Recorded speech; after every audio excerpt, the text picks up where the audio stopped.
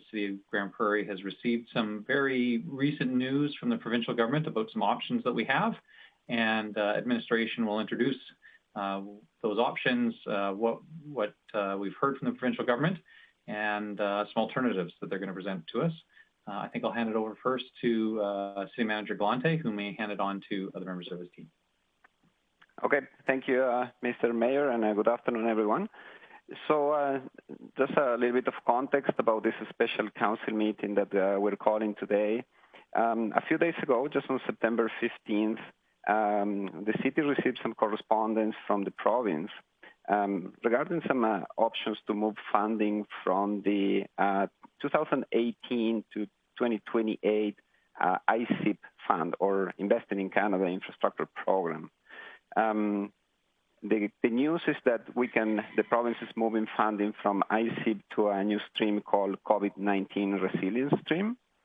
And this stream of funding is more flexible.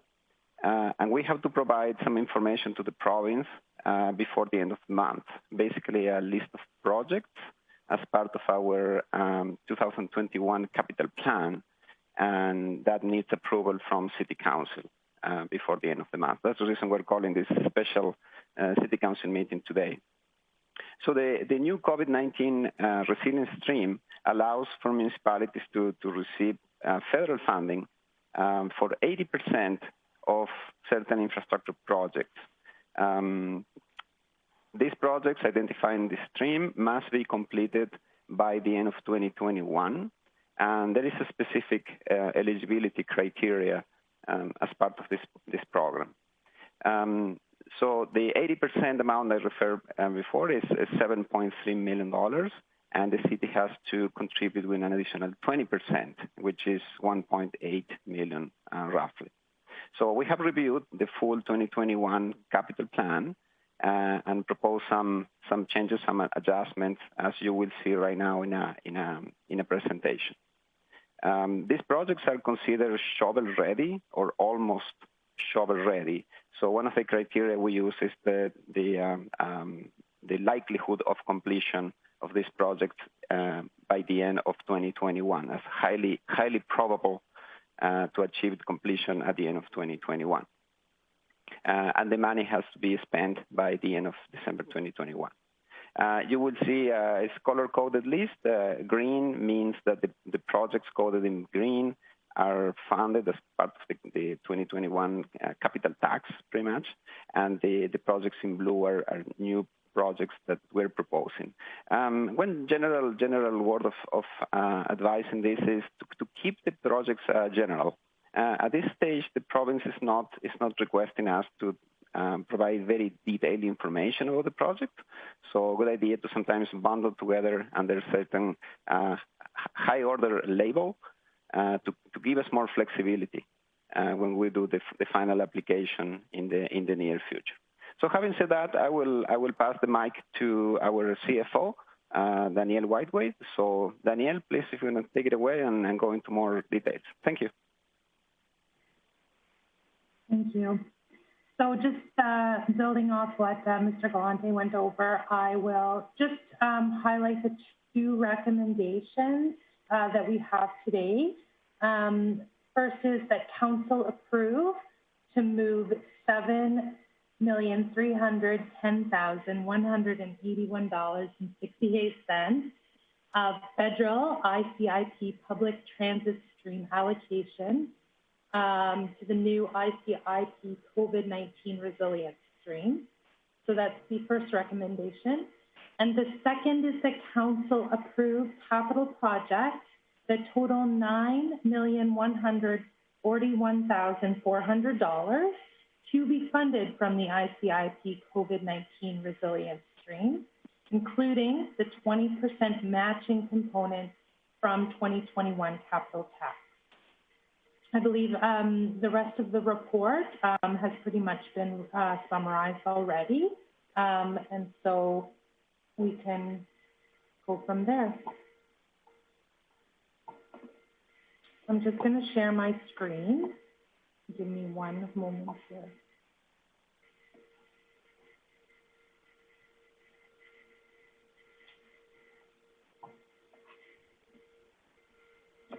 So this here is the summary of all of the green and blue projects that are in your agenda package today.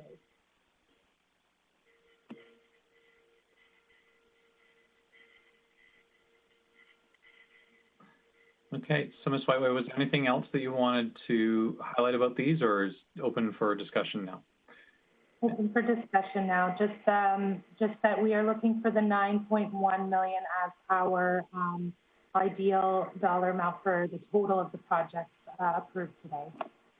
Okay. I see you, Councillor Bressie. So I just want to make a process recommendation to Council. My suggestion would be that we actually, I know that we'll all likely focus on the projects, but we actually have one decision that is a prerequisite. And that is the decision of whether or not we wish to reallocate the ISIP transit funding to this new COVID resiliency stream. And so before we get into any motions regarding specific projects, we actually have to make a decision about that, because if we don't do that, then the projects are irrelevant. So I would look for questions, discussion, or debate on the first part of this. Councillor Bressie? Yeah, thank you, Mayor Given. That was my intention to get that decision on the table. So I'd move that Council approve the move of $7,310,181.68 in federal ISIP public transit stream allocation to the new ISIP COVID-19 resilience stream. And just to speak to this, as Council's aware, I'm very protective of our public transit system. I think that our transit system is very important for the residents that rely on it and for our entire city as it gets cars off the road. And so it might raise some eyebrows of why I support removing this funding from transit. It's because I don't think it's going to get spent in transit. I know, talk to our administration, they're very confident in both the size and the condition of our fleet, that we're well positioned and we don't need huge amounts of funds to replace our fleet. And we've also got $1.9 million in another funding stream for replacing our fleet. So I think if this stays with transit, it's never actually going to get used. It's not going to help our users of transit in our community. So it may as well go to other community benefit. So I hope that Council will support this motion. Okay, thanks, Councillor Bressie. So open for discussion and debate on that motion. Maybe I'll first go to Council Chambers. Councillor Friesen is assisting by being the chair in Council Chambers. Councillor Friesen, is there anybody that wishes to speak to this motion in Chambers? Nobody is waving at me, so I think we're good here in Chambers. Thanks, Mayor Given. Okay, thanks, Councillor Friesen. Anybody else wish to discuss or debate on Zoom? Seeing none, and I'll just make sure, I did see Councillor Thiessen previously. Is Councillor Thiessen attending in person in Chambers? Yes, he has arrived in Chambers here. He's with us. Okay, great. So there'll be myself, Councillor Blackburn, Councillor Clayton, and Councillor Bressie on Zoom, and then the other 5 votes will be in Council Chambers. Okay, so it doesn't look like there's any other discussion or debate on this first prerequisite motion. I will call for the vote. All those in favor? And there are 4 in favor on Zoom. And we are 5 in favor, unanimous in Chambers. Councillors Minhas, O'Toole, Palat, Thiessen, and Friesen. Okay, thank you. So that motion carries unanimously. And now we can move on to the second part, which is probably where things will start to get a bit more complicated. And so we have a list that is a total higher than required, or higher than the administration recommendation.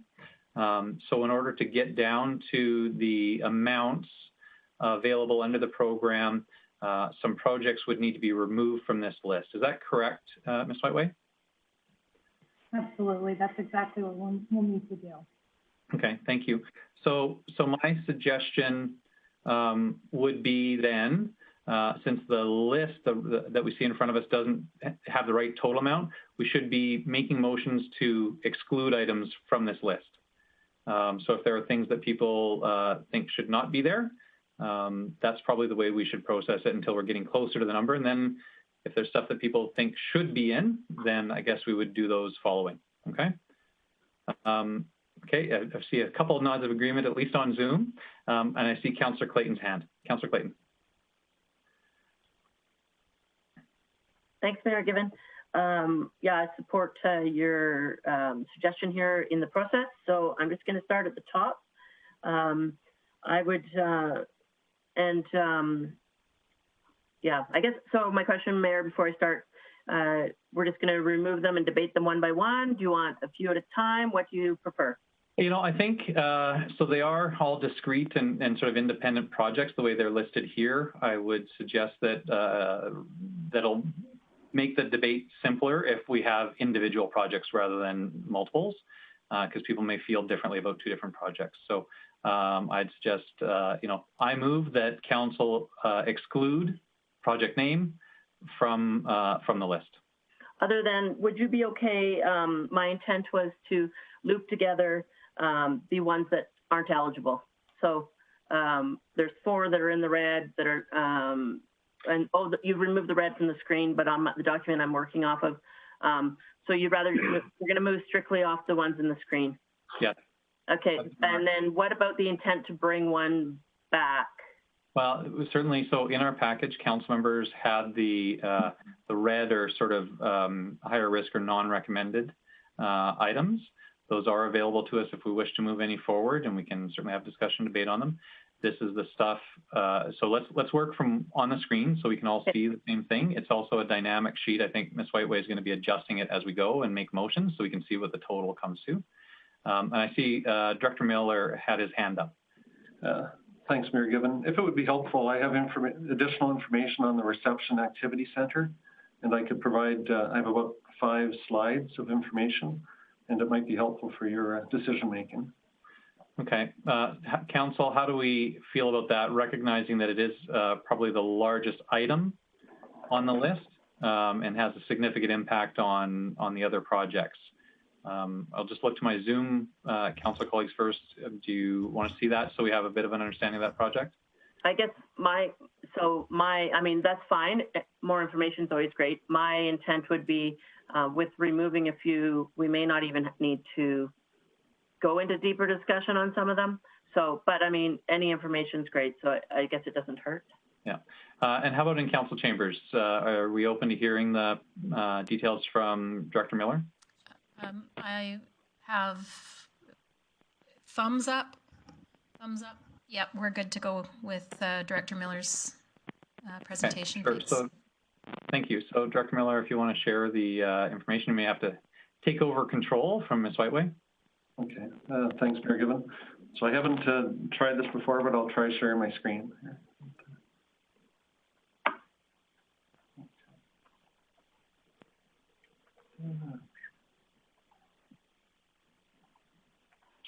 All right, can you see my screen with PowerPoint? Hey, John, I'm just on a council call. What's up? Not yet. And Councillor Clayton, okay. Your mic is live. Perfect. Are you able to see it now, Mayor Given? Or? No, I don't believe so. Okay, I apologize for that. I was hoping you will have to press share screen button when you select what to share, Arlen, and then click share screen. I did push that, but Chris is in here. He's going to give me a hand. We'll just go over here. Sorry about that. I'll help out, Director Miller. Oh. Is Shane doing it? Okay. Sounds like Shane is able to do it for me. Okay. Yeah, Shane's doing it. All right. Sorry about that. So we, as I mentioned previously, the council, SDWC, Sports Development, has been working on this project and has put together some information. And so what the proposal is to provide the inclusive, affordable recreational opportunity in the community. So we were looking at about a 20,000 square foot building. And then we contemplated an operating model similar to how we operate the leisure center or the community gyms, but we also would probably certainly consider drop-in models where, so it'd be a combination. So it's still a work in progress. And then we were hoping to have additional discussions with council and maybe public engagement as well as to what activities would be offered in the first center if it was approved by council. And next slide, please, Shane. These are some costs that we have put together, and this is in consultation with inspection services as well as with corporate facility management. So we have a range for the building, and on the The lower end is probably about $3.5 million, and I did have numerous conversations with those departments trying to figure out why the cost is at 3.5. And it would be to meet new energy code requirements as well as building code requirements for a recreational building that could be used for 4 seasons and obviously accessible to the public. Typically, engineering fees are about 10 to 15% of the project cost. And then we would need ITS infrastructure in the facility as well. So total building costs are about 4.1 million anticipated to be. And then of course, we haven't selected the site yet, but on the high end, site servicing should be about $1.16 million. And, but it could be less depending on where we ultimately, if it is approved, what site is selected. Next slide, please. We have a total of 13 sites that we have working with planning and development and engineering services as well, and with our land department. So some of the sites were identified by admin, some sites we've heard from council that could we look at these possibilities. And as you can see in front of you, some are serviced, some are unserviced, some would be a higher cost to service, some would be a lower cost. We don't have any recommended site for council to consider right now. We just wanted to present all 13. It's still a work in progress. There may be additional sites selected or available in the future, but if we can. And then here's the next grouping of sites. We did, Smith site is still available as per the discussion the other day at committee. It hasn't been designated to any one project yet. And then you'll also notice Vision West. That was a site that was offered to the Catholic school division. However, they declined to use it, so that's available to us. And then Hillside as well, just behind City Hall, which is across the tracks from the Rotary House, is another potential site. Next slide, please, Shane. And then just 2 more sites that we added in today. And so our intent is to dig deeper into these sites, and you could possibly figure out roughly what the cost of service could be. And then, as I've indicated before to council, our intent is still to bring, unless there's a decision made today to designate money to this, but October 13th is the plan to bring additional information back to council, and should have additional on the sites, as well as maybe some more finite costing estimates. And then next one. So our recommendation is, we learned about the project a couple months ago. We've done a significant amount of work on it, but my thoughts in talking to the managers in the other departments is we still have more work to do to bring a fully comprehensive informed package to council that we would like additional time to put that together so we do it right. And I know there's thoughts that down the road we could have more than one of these facilities. So we'd certainly like to get the first one done right for council and for our community. So our recommendation is to defer it to budget deliberations in November. So, and that's the presentation, council, unless there's any questions. Okay, thanks. Maybe we'll start with Council Chambers this time. Councillor Friesen, are there any questions for Director Miller? Thank you. Yes, Councillor O'Toole would like to ask a question. Yeah, I just have a question on the engineering services and the construction of the building.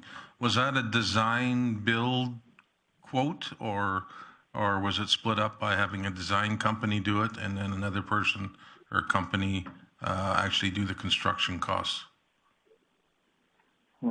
Gee, thank you for the question. I didn't ask. I don't have those details, but I could certainly get. Oh, that's fine. I was just wanting to make sure that I got that straight. But I'm okay. We can wait a little bit. That's fine. I think that looks like that was everything for now from Chambers, Mayor Given.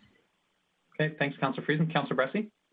Thank you. I'm not sure if this is for Mr. Miller or somebody else, but I'm just curious if we get into this building and we realize, selecting a site or servicing a site or the land use rezoning process is going way longer than we thought, and it's looking like we're not going to be done by 2021. What happens with this funding? Is the city, do we lose it all? Is the city on the hook for the full cost? Just what happens if a project doesn't get done by the end of 2021? Sure. Maybe I'm going to direct that to Ms. Whiteway. Thank you, Mayor Given. So it's pretty specific that costs need to be incurred by December 31st of 2021. We've yet to have any sort of confirmation that there'll be leeway given. So having projects run over, there is the chance of either not getting the funding or having to repay if they've advanced it to us already. Yep.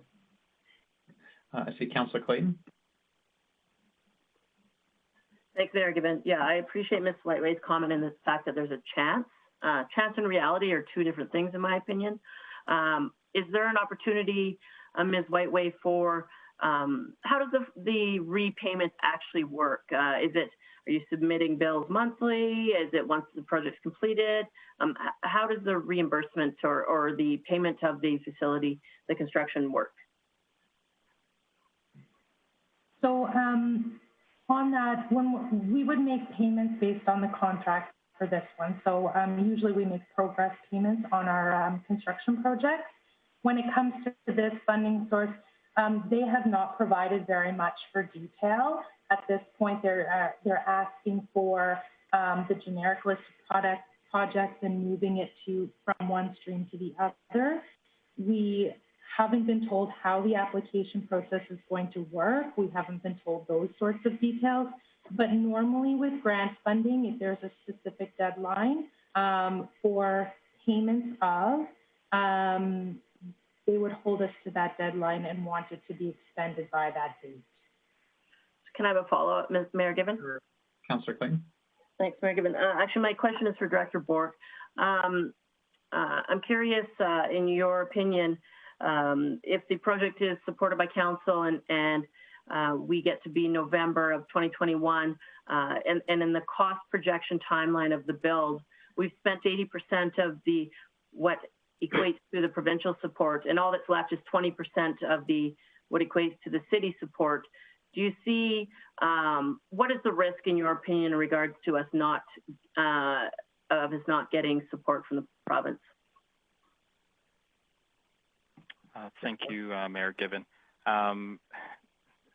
Much of this is speculative, that admittedly the details are lighter than normally would be proposed by a government on a program at this stage.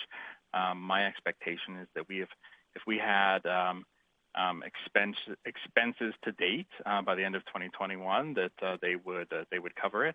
But the scale of this project does increase the risk for us on this. So just a consideration of scale and the complexity in zoning and things that some of the other projects don't have. That's why administration has recommended to bring this forward at budget deliberations for use of more flexible dollars. Mayor Given, when appropriate, I'm prepared for a motion. Okay, so I'll just go back to council chambers and see if there's anybody in council chambers that had any more questions or wanted to speak to this. Thank you, Councillor Minhasted, and then Councillor Platt. Thank you, Mayor Given and Eunice. My question is that you pick the 13th site. Is all the site cost is going to be the same, or it'll be less or more one to other? And I think Jackie asked the other question already. So, thanks, Mayor Given. So in speaking with engineering services and Director Glavin as well, there would be different costs for different sites. So, and I don't have the exact cost, but on the high end, it should be that 1.162 million.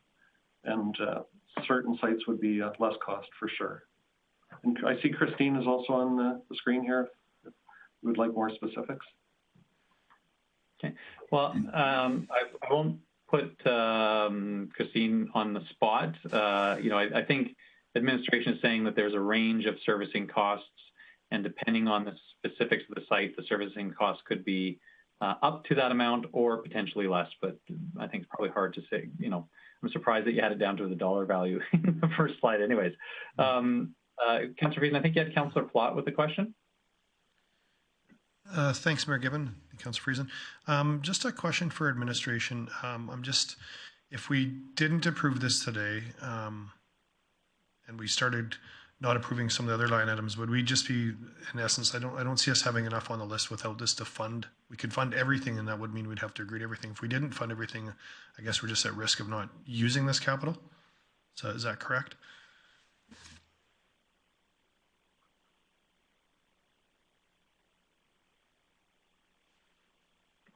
Yeah, I'm going to go to Director Bork. I think that's a finance question. So at this stage, we do have, although a motion has been passed to transfer all of the money, if at the end of today we got to a point where we had not yet expended the total allocation, we could leave some remaining in the transit fund side of this. So that is an option that we could consider if we got to that point at the end. That would leave eight more years to decide what we would do with that money. Our recommendation is that shouldn't be a large amount, that we encourage in council to have a plan for the bulk of this, but there is an option. If we don't submit a plan for this dollars by the end of the month, we are at risk of losing those to provincial priorities. Okay.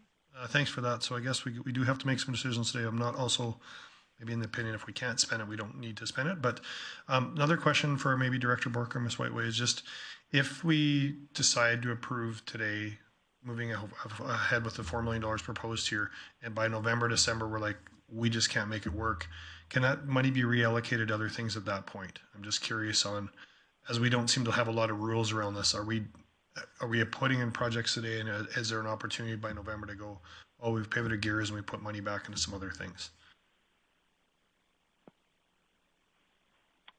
Mayor Given.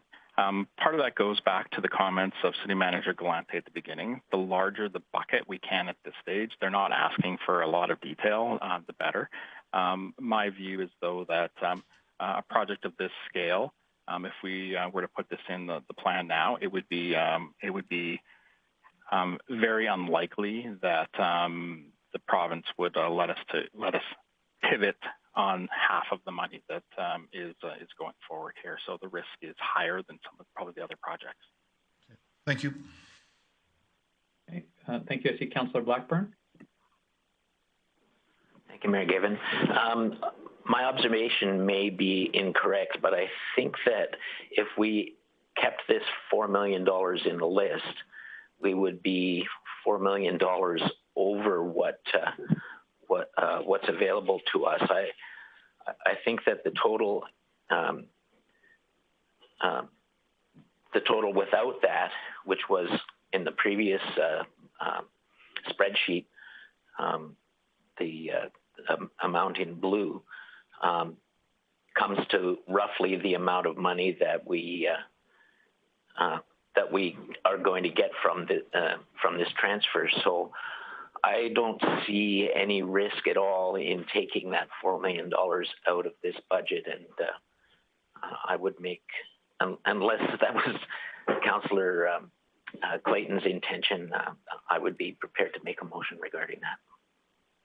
Yeah, no, I think that may have been Councillor Clayton. Is that where you were going to go? I have a motion prepared, but it's not the same as Councillor Blackburn's suggestion. Okay, well, so Councillor Clayton, you did flag that you had a motion ready to go first, and so we'll go with you. Sure. Well, I guess a question first. We've got the information now. Are we going to go through the list as listed as originally we discussed, or what? Sure. Yeah. Okay. Yeah, I'm happy to do that. Okay. So in regards, I would like to, I have a question before I make a motion. In regards to the North Bike Park at $300,000, I'm looking for more information on that. Initially, at a very high level, the conversation around the council table or over Zoom, I guess, was not as significant as a project as that.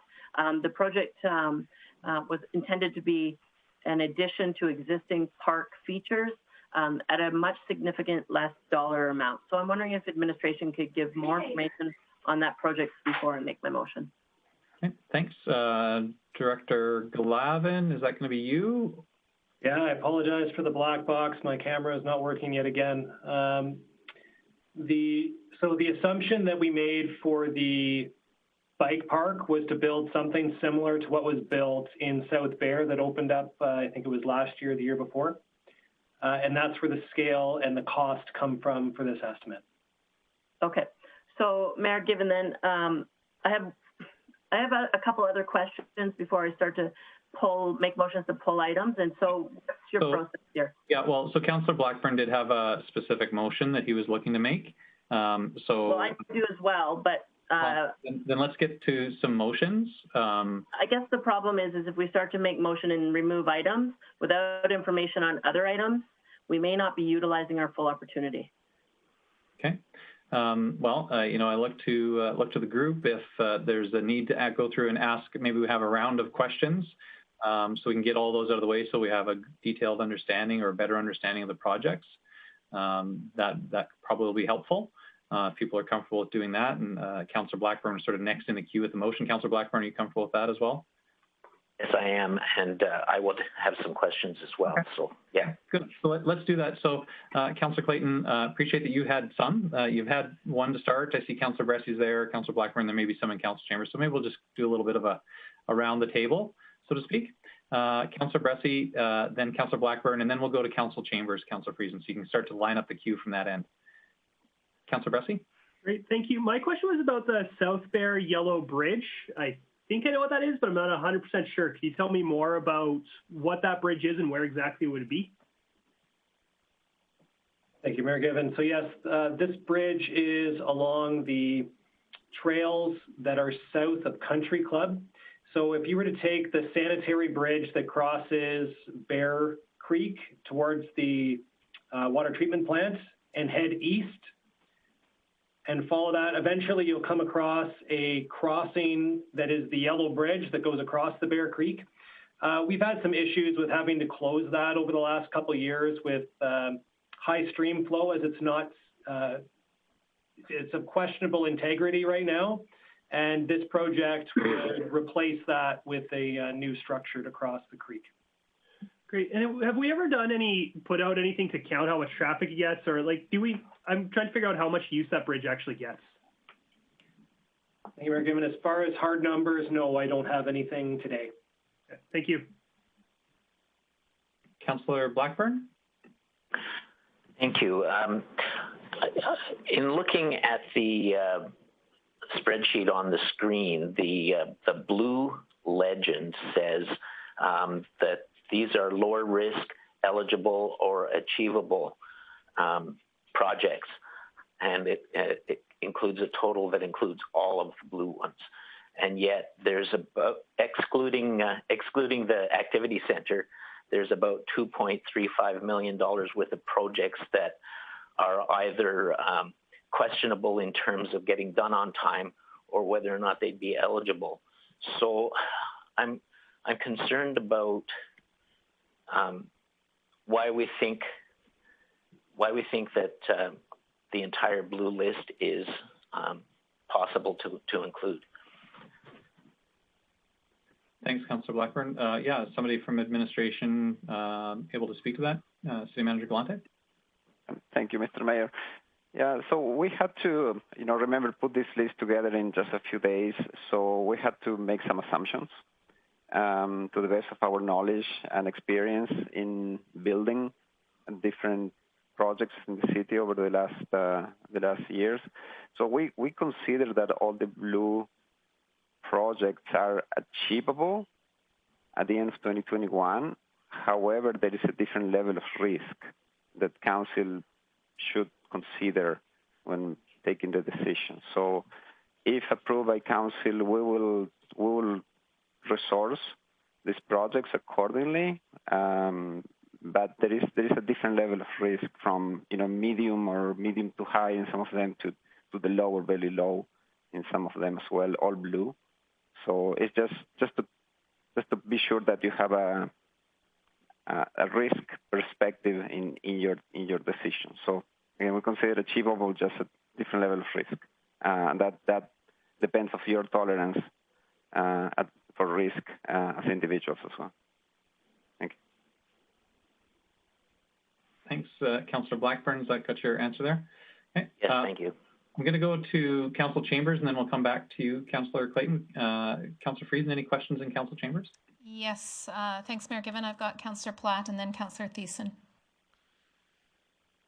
Just a question for administration on the COVID for the COVID one for $500,000. Can I just get some more information about what projects we're specifically thinking about doing with that? I thought it said 500. Sorry, I don't have the screen up now.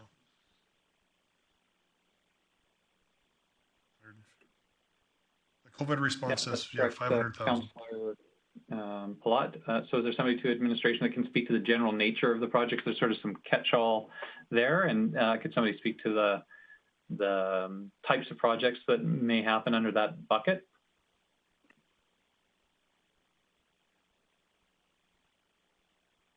I see Director Manuel.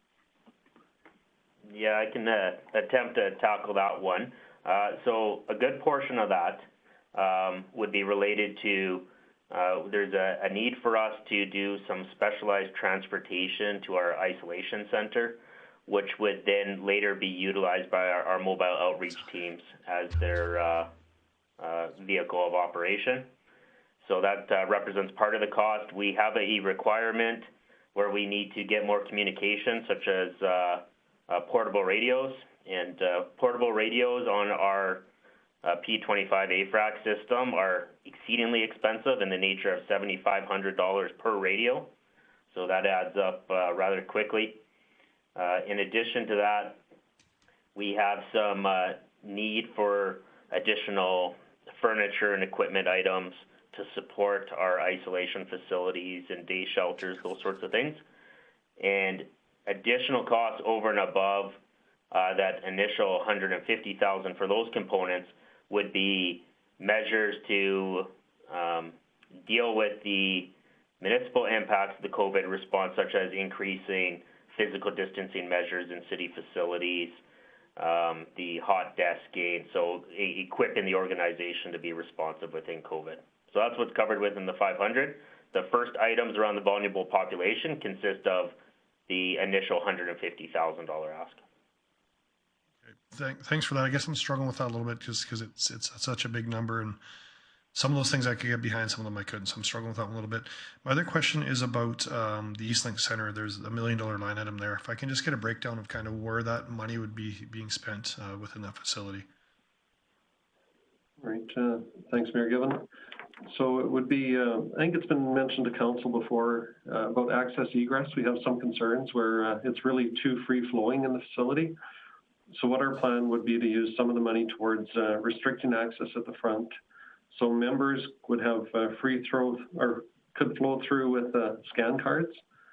And if you're a non-member and you have to pay like a drop-in fee, then there would be a second door you would go through. And then also restrict access to the fitness center upstairs. Since an interesting fact is since we've been restricted with COVID, we haven't had a single theft reported from the facility by any of our clients. Prior to this, when we were the old way of doing business, we had numerous thefts every month. It was a weekly event. The largest theft that we had was one individual lost $5,000 cash. And I don't know why he would leave it in his locker, but that was the extreme. But thefts are a regular occurrence, so we're hoping to tighten up the facility. And then also we have an access egress concern coming from the Coca-Cola Center into the Eastlink Center when the Coke Center is still open later in the evening, but Eastlink is closed. So this would allow us to address that concern as well. And then council's previously, for this year, we did approve, our council approved $100,000 towards fitness equipment. So we would roll that into this as well, $100,000 towards additional fitness equipment. And then our lockers that our clients use, they're in disrepair. We can't get parts for them. So this would it'd be $200,000 roughly for lockers that to provide a safe environment for the clients. And then we also need to repair the tunnel that runs under the facility. And that would be in conjunction with the school districts as well. It's been leaking almost since the facility's been built, is my understanding. So address that. And I think that's the majority of the funding. But we're hopeful to to fix all these little things that have needed fixing for a few years. Okay, thank you for that.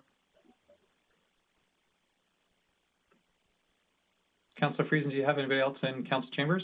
Yes, there was also Councillor Thiessen, please.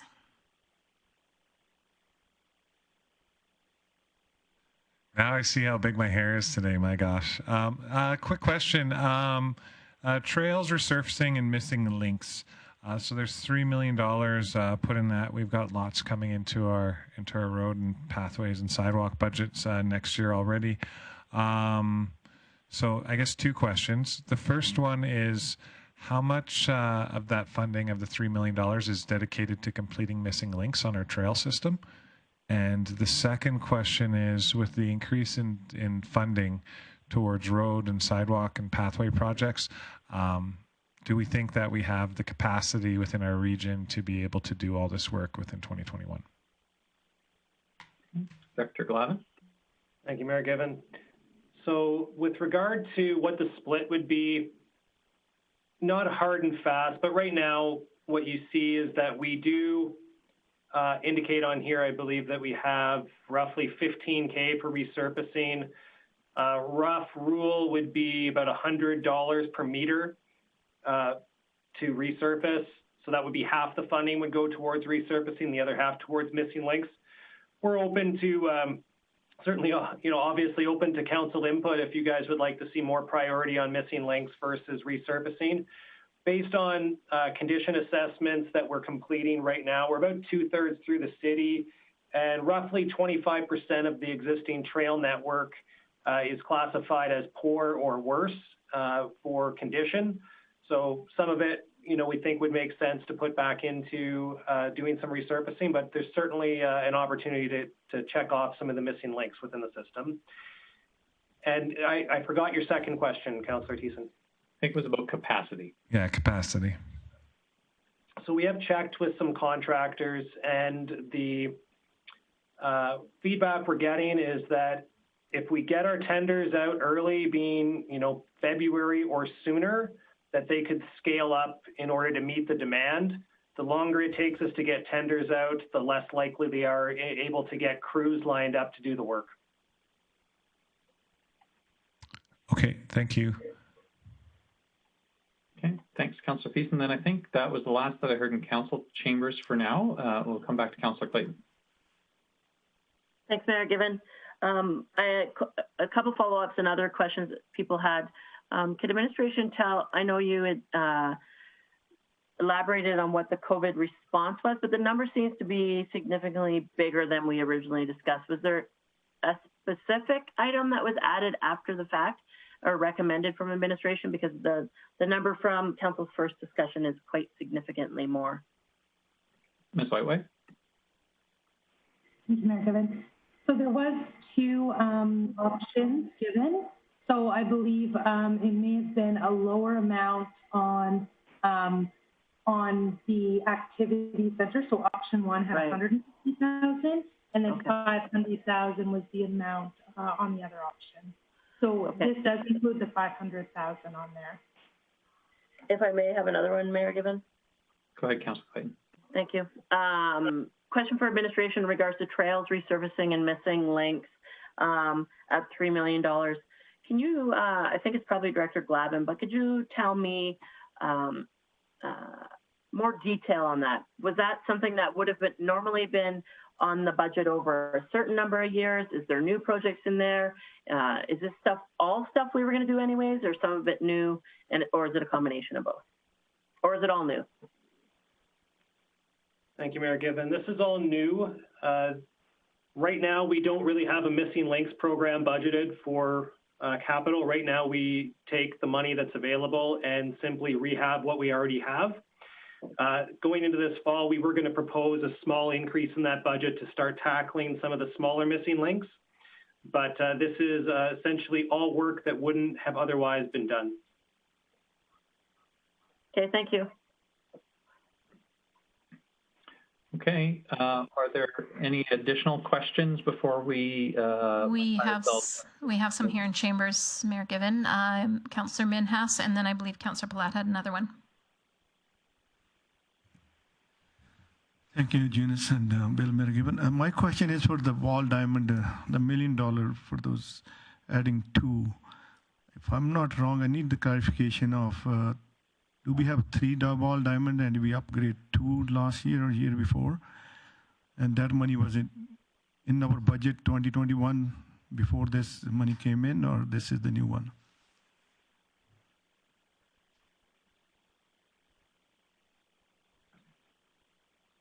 So as far as the budgeting that is proposed here, this is for 2 completely new ball diamonds in South Bear, north of the existing diamonds, over top of the former landfill site. As far as ones that have been rehabbed, I don't have that off the top of my head. I know that we have been resurfacing the diamonds, as well as there were improvements made in advance of the fastball championships that we had a couple years ago, but I don't have any more detail than that at this time. Sorry, Councillor Platt, I just want to jump in. I know you're next in the queue. Just Director Glavin, so just to confirm, the recommendation here is to add 2 net new diamonds to the total number of diamonds at South Bear. Is that correct? That's correct. After Councillor Platt, if we can go to Councillor O'Toole as well, Mayor Given, please. And Councillor Thiessen. Thank you. Can I just have the screen put back up for the funding sources? I just want to... I guess I just have a question around the Revolution boards and glass system and also the score clock. If we were to fund these today and we decided to do a Revolution Place expansion of budget, are these throwaway items, or what would happen with those 2 things if we looked at doing a Revolution expansion? Thanks, Mayor Given. Both items would be reusable for any renovations down the road. If we had an entire new facility, we could certainly move the score clock, and the boards are, they're movable or removable for different events, so we could certainly move them to a new facility as well. Okay, thank you.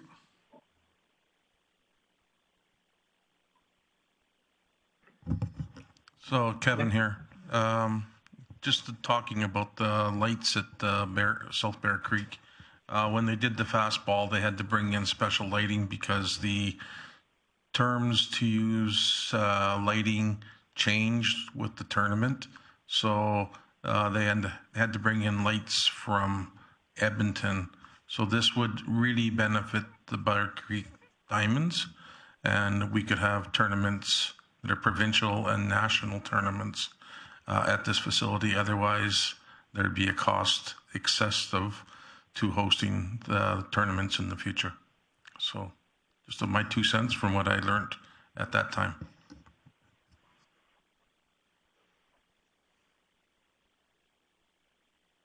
Thank you, Councillor Thiessen here. Just a quick question. Perhaps this is for Arlen. In regards to the splash pad spray park item on our list, have we identified, or has administration identified, any potential areas that the splash pad may be able to go? It's nice to have it in the budget and the potential to have another one, but I just wonder if we put some thought into, where the best place for it is. And that's actually, I think Director Glavin may have additional information on that one. Yeah, thanks. I'm just going to pull up. Yes, we have given some thought on where it would go. We haven't done a comprehensive look that would scout out every possible location, but we did consider. We haven't put a lot of significant investments into the north end of the city recently, so we were looking at Chandelier Park and Pat Gorman Park in Crystal Lake as a couple opportunities to put splash pads in there. As well, there is sufficient room in Oatway Family Park in Copperwood as well. Those are the 3 that kind of surfaced relatively quickly right now. If council had some other opportunities they wanted to pursue, but this were kind of 3 that we found relatively quickly that we could do.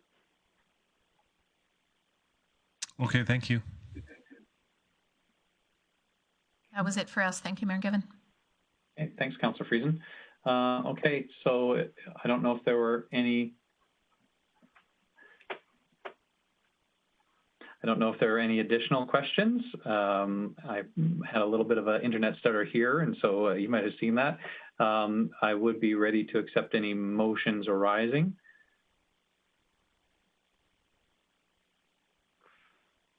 Councillor Blackburn. Thank you, Mayor Given. I would move that we remove the Reception Activity Center from this list and refer it to capital plan budget considerations in the fall. And speaking to this, it is the recommendation of administration that we refer it to the fall. And I'm concerned about the amount of work that would be necessary in order for it to be designed and built and have all the money spent by the end of 2021.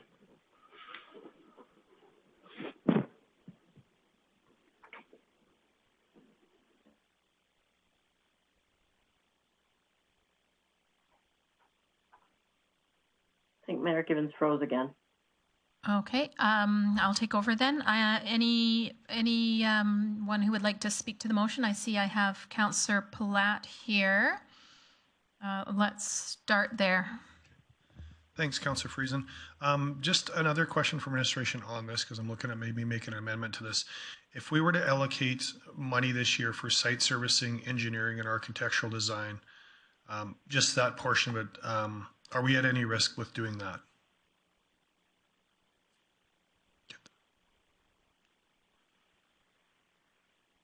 And is that for Mr. Bork, or perhaps for City Manager Galante? Okay, thank you. I can take it. Yeah, as a two-step process, we can start doing site selection. I would say first we need to define where to build the facility, and then when the site is determined, then we can go into design, architectural design, engineering, all the HVAC, mechanical code analysis, and then the site servicing. So could be separated into two different buckets, and the physical construction as a step two into the future. Okay, thank you for that. So I'm going to look at making an amendment motion on this. I feel like we all have an appetite. We want to get this done. I think we're worried about the risk side of it. So I'd like to make a motion that we only fund this for $2 million instead of the original $4 million. And that what I would hope would include all the site servicing, the engineering, getting the land ready. And if we end up having to do this in 2020 or 2021 as a capital ask or a debenture at that point, then we can actually build a structure if needed. But I'd sure like to see us get moving forward with it. I think it's a great fit for this money. I think that'll be something that's well achievable if we're just looking at those areas and we're not talking about building a full structure. But I'd sure like to see us allocate at least $2 million to this. So I hope for your support on that amendment, and I'm looking forward to some debate on it. Chair Friesen, it's Councillor Clayton. If I could get in the queue when you see fitting. Yes, would you like to speak to this amendment, Councillor Clayton?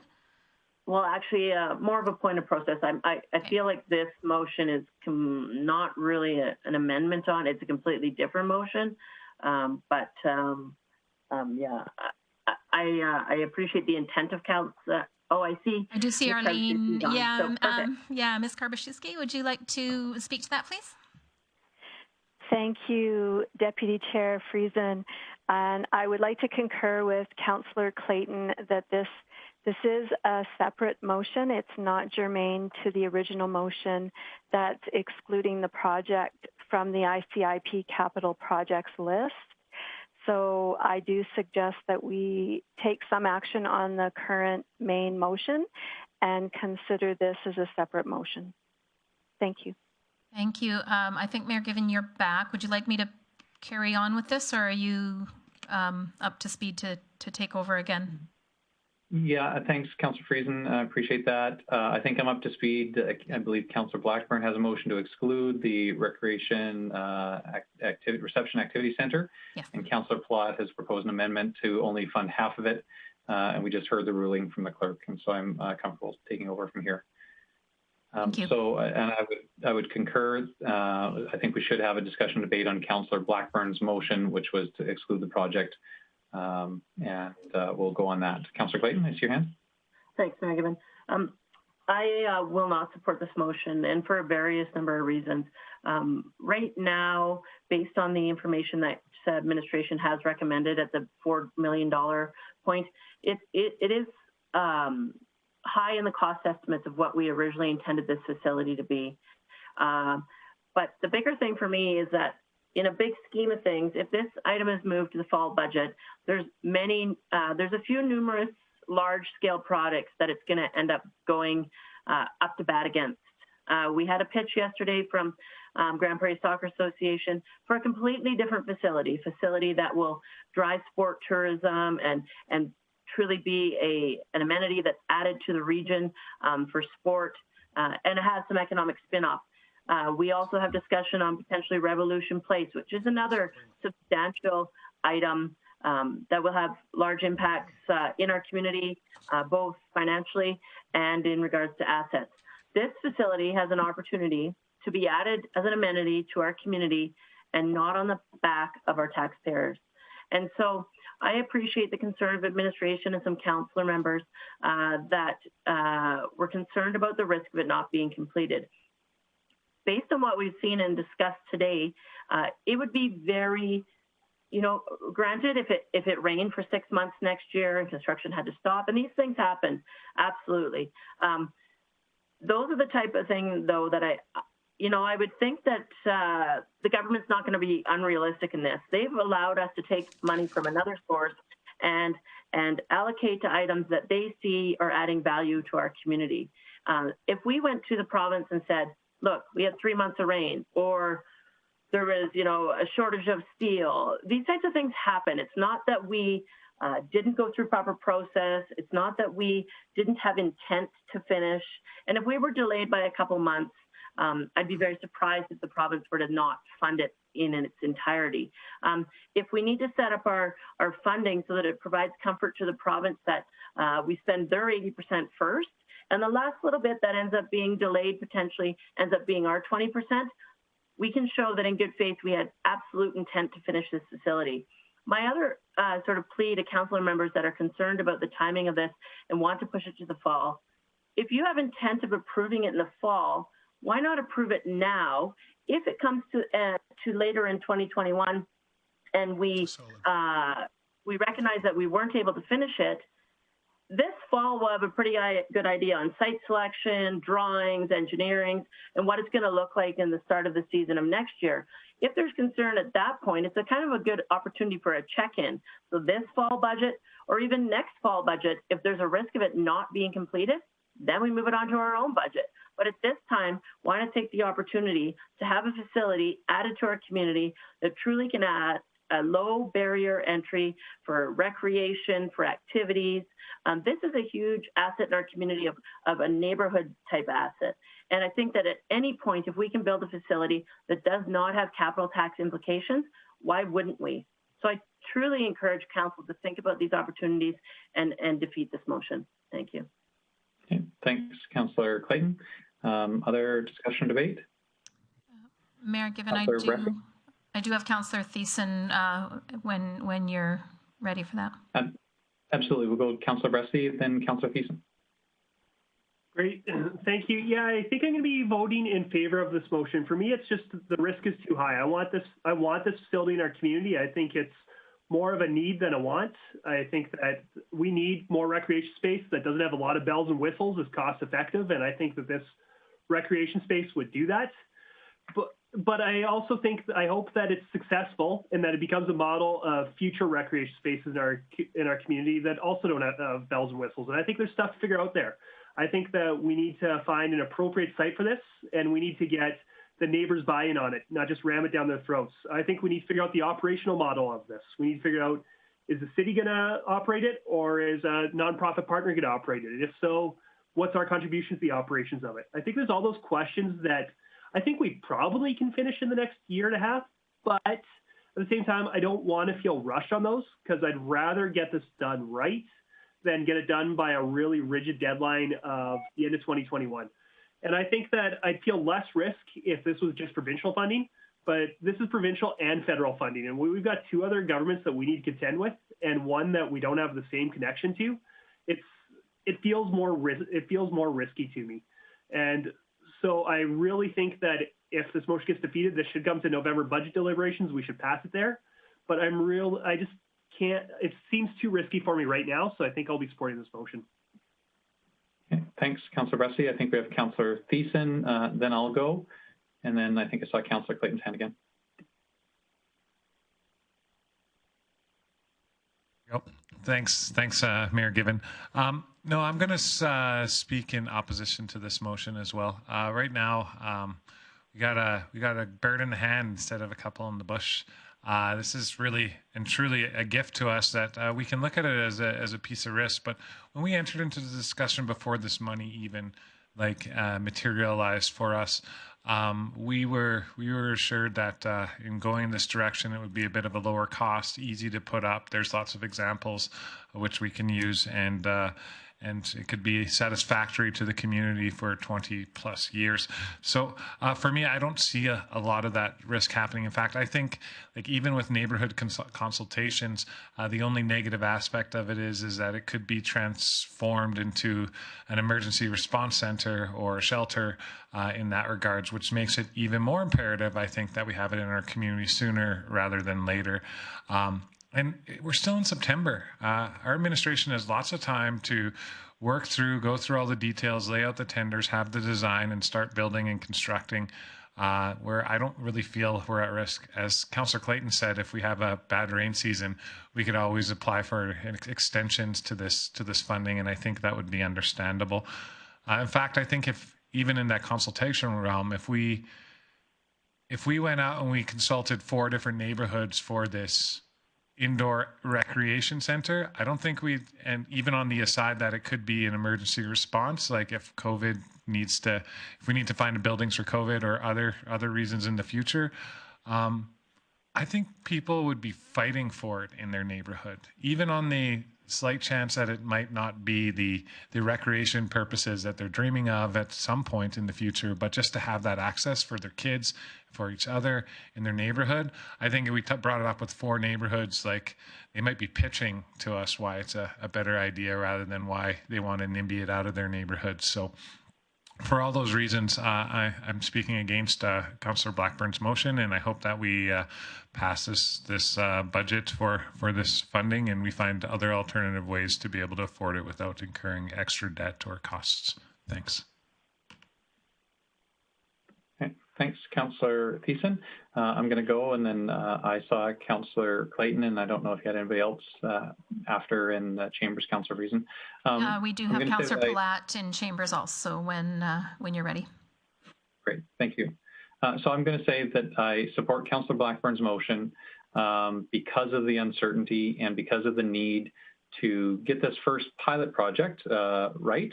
When Council referred this concept to administration, I think we all recognize that this was ideally going to be a template for future projects, as Councillor Bressie referenced, and we want to do that well. We want to do it right, and I support doing that at budget time.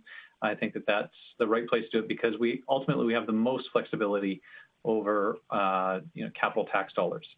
I think we should just reflect on the fact that, to my knowledge, we haven't built a $4 million structure this council term.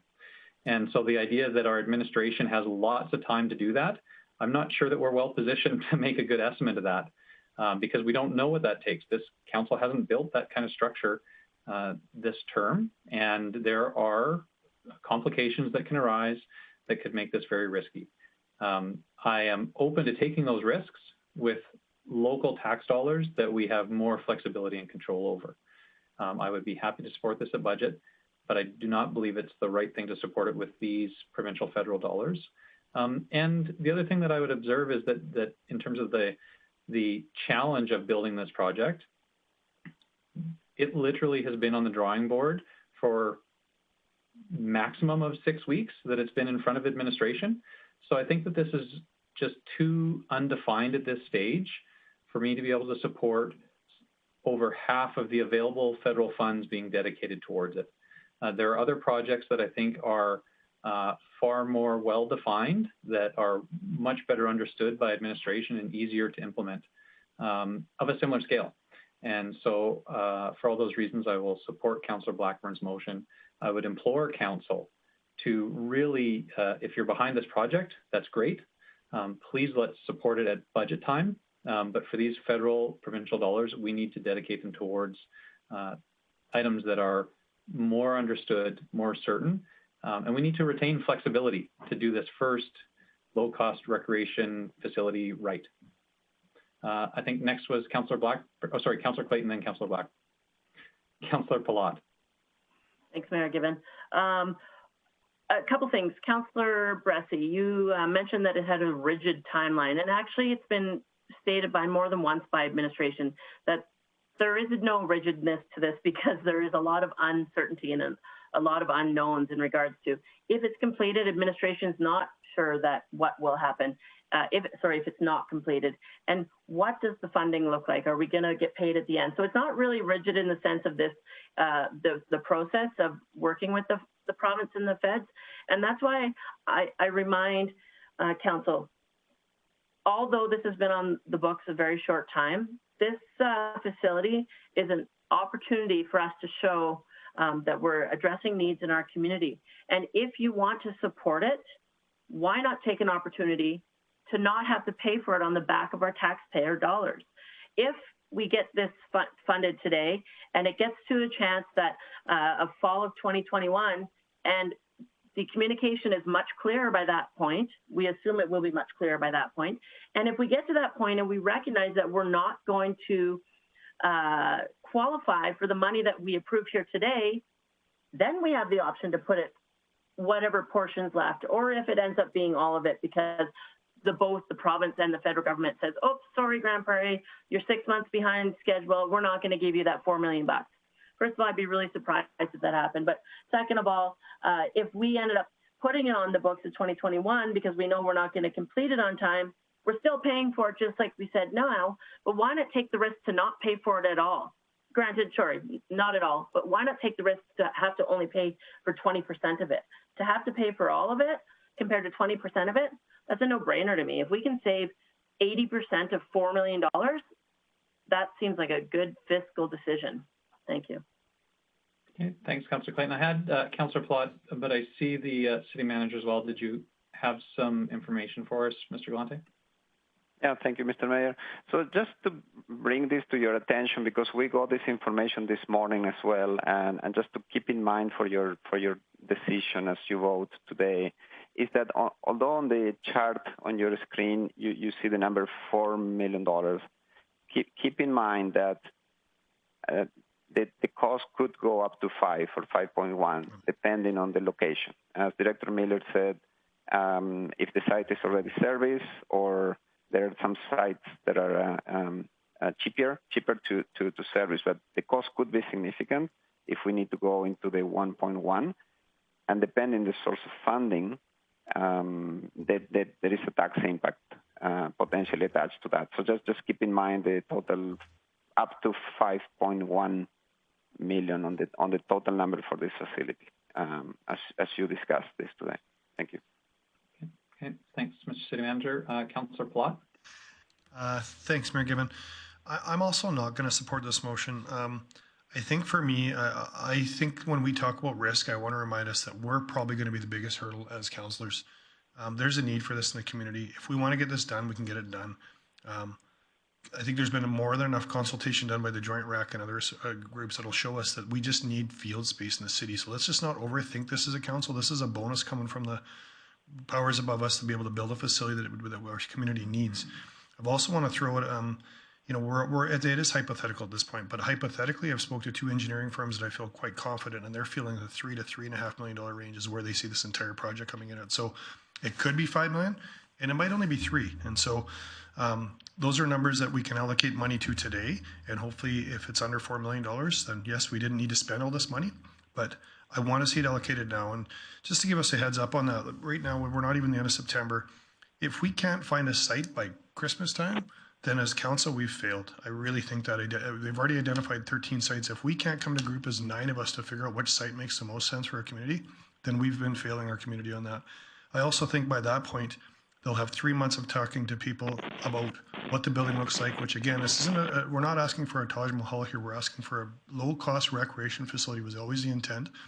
Plus, we wanted to have the emergency component. And to Councillor Thiessen's point, why would we be waiting to build something if we're talking emergency component?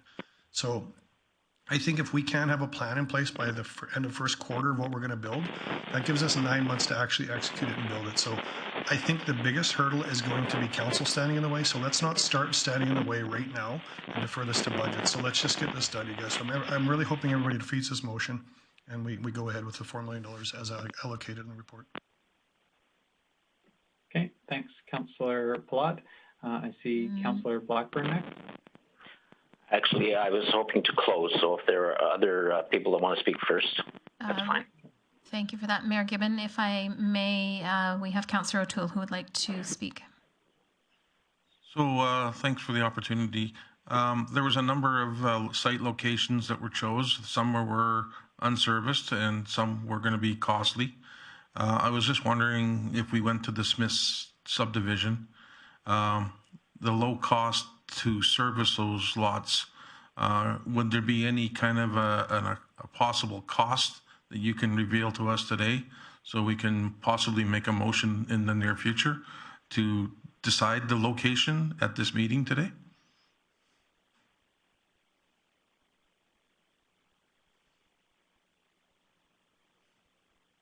Director Miller? Thanks, Mayor Gibbon. I don't have the cost myself, but I don't know if Christine Donnelly or perhaps Director Glavin would have additional information, or maybe the city manager. Okay, is there somebody else that can give take a stab at servicing costs of any of these sites, or I guess Smith specifically, Councillor O'Toole is asking about? Yeah, thank you, Mayor Gibbon. Today, we wouldn't be able to give any accurate estimate of costs. We don't have them broken out at the moment. That is something we could develop, but we wouldn't have that for this meeting. Okay. Thank you very much. Okay, thanks, Councillor O'Toole. Councillor Clayton, I see your hand. I want to make sure that we have a relatively balanced conversation here and that council members are having equal opportunity. You've had a couple of goes. Is there anybody else that would like to speak to this before I go to Councillor Clayton and then ultimately Councillor Blackburn to close? Councillor Ressi? Great, thank you. Yeah, so the two things I'm hearing from those who want to fund this facility today is that it allows us to build it without an implication on our taxpayers, and it allows us to build it faster. And I don't know if I buy either one of those lines of thought. In terms of this being cost-free to our taxpayers, well, sure, if we build it from this federal funding, then sure, I guess property tax dollars to the city of Grande Prairie aren't going towards this recreation facility, which is great. But that means that there's a whole list of other projects that won't be funded out of this money that are still needful in the community, and we'll be spending property tax dollars on those. So money's fungible, and it's one of those things where I don't really buy that if we fund this with this money, it doesn't have a tax implication on our taxpayers. It absolutely does, because it takes away the opportunity to fund other things with our tax dollars. And the other thing is just speed of getting it done. I really do want to get this in the ground. I really do want this going. I really do want this going by the end of 2021. However, I don't think that we need to approve the funding today to do that. We heard from our administration that regardless of the decision that's being made today, we will have a location conversation coming up on October 13th. And that's a motion that council already passed before we knew that this money was even available. We're already moving on this. And I think that administration's heard crystal clear that from every member of council that's spoken, I think I'm hearing that this is a priority for them and they want to see it done quickly. I think that's going to happen, whether it gets funded now or whether it gets funded in 2 months. I don't think it's going to slow down this project at all. But I've also heard from administration that we just don't know what happens with the money if it's not done by 2021. Sure, there's maybe a good chance that we get the money even if it's delayed, but we don't know that for sure. So let's fund projects that we know we'll get full funding for. And also, as we do this, I really do agree that our process likely can be done in a few months to pick a site. Same time, I don't want to rush that. And I'd also point out that there's legislative requirements. If we're going to rezone something, there's legislative requirements for advertising, for appeal periods, there's abilities of one member of the public can hold development up for months if they choose to appeal something. And that's something that we have zero control over. And so I'd really encourage council, let's have priority in this project. Let's have urgency on this project, but let's not have overwhelming pressure to get it done by 2021. So I'd encourage council to support this motion. But again, we sure better fund this in November if we don't fund it today, because I do think that we do need this in our community. Okay, Councillor Clayton, then Councillor Blackburn to close. Thanks, Mayor Given. I appreciate your comments there, Councillor Bressie. I guess my concern is that there are other items. I don't want to fund items on the list just because we have money. I want to fund the items that are needed. And this item is needed. Every single council member supports this item, so why not fund it? And to CAO Galante's point of that it potentially could come in more, in my opinion, that's even more reason why to fund it. If it comes in more, then we're still going to have to use some capital tax dollars on it anyways in what comes over budget, because we've fully exercised the opportunity of this bucket of money. So if, right now, today we approve at $4 million and it comes in at $6, we're still going to have to come up with some money in regards to other additional capital tax dollars. So taking this out to fund other opportunities on our list, I suggest that council funds opportunities that are the #1 priorities on the list and go from there. And this is a #1 priority that, as I said before, does not have to be paid on the back of our taxpayers, could be supported from the federal and provincial government. So I encourage council to defeat this motion. Okay. Councillor Blackburn, you'll close. I do just need to get in the queue. Council knows that I act as the spokesman on behalf of council decisions after they've been made. I'm certainly happy to do that, as I think everybody has seen me do in the past. But I feel that during the debate, I need to be able to speak very directly to my point of view. I am concerned that this could end up being one of the worst decisions that this council makes if we choose to rush this pilot project through in a way that becomes a boondoggle. I, like other members of council, am happy to support it. I would not say that this has jumped to the top of my priority list in the last 6 weeks. It is an interesting project. It is a worthwhile project. I think it provides value to the community. It is not the top of my priority list. And so I am comfortable taking some time to get it right. I think our budget process allows us to take that time to get it right. And I'm very concerned, council, that the risk of this project being something completely new and funding it through this source of funding leaves the very high potential that this will wear very badly on those that support it here today. I think if we take our time, do it well, it will reflect very well on this council. I really would implore council members not to support funding this. And by that, I mean, please do support Councillor Blackburn's motion to remove it from the list today and refer it to budget discussions so that we all have an opportunity to get this project done right. Councillor Blackburn. Thank you, Mayor Given, and well spoken. I do want to say that I commend Councillor O'Toole for bringing this concept to us, and I believe in it as a kind of project that I think is necessary for this community, and I look forward to seeing it happen. If we leave this on the list today, that means we have to find $4 million out of the rest of the list to remove, so that the total project amounts don't exceed what it is that we've been offered in terms of money. I'm also concerned that if for some reason or other this were on the list and we were unable to complete it, and the province were to turn us down in terms of funding because it wasn't done, then we will have lost almost half of the opportunity that we're being presented with this funding. I don't want to take that risk, and so I would urge council to support the motion to remove it, and most definitely to support it when it shows up on our capital plan deliberations. Thanks. Okay, thanks for that close, Councillor Blackburn. So Councillor Friesen will move to voting. We will remind everyone Councillor Blackburn's motion, and I'll make sure that I get it correct because I did have that internet hiccup during, was to remove it from the list and refer it to budget discussions. Is that correct, Councillor Blackburn? Okay. So the effect of supporting Councillor Blackburn's motion would to remove this project from this list and refer it to the budget discussions in November. So I'll call for the vote. All those in favor of Councillor Blackburn's motion to remove this project from this list. Okay, on screen I see myself, Councillor Blackburn, Councillor Bressie, and in Council Chambers. In Council Chambers is Councillor Friesen in favor.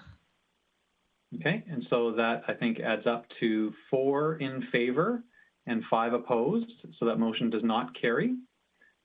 So we can move on to our next motions on the list. I have Councillor Palat who would like to speak, please. Sure, Councillor Palat.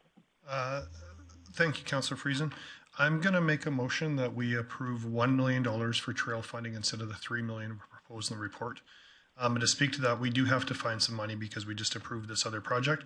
But I also think in light of when I look at what we have for road rehab next year, we've added another $3.7 million to an already aggressive plan. We have money going for Highway 43. We're doing downtown phase 4. I just think we've got an awful lot of road work going on, and I'm very concerned that if we do $3 million with the paths, that's just going to be too much. And I really want to also make sure that we're being conscious as a council right now of spreading this bucket of money around to different groups in our community. Putting all these eggs into one paving basket seems like a lot to ask for 3 companies, and I just would like to see the money more positionally moved around. So that's my motion, just to defund that from $3 million to $1 million.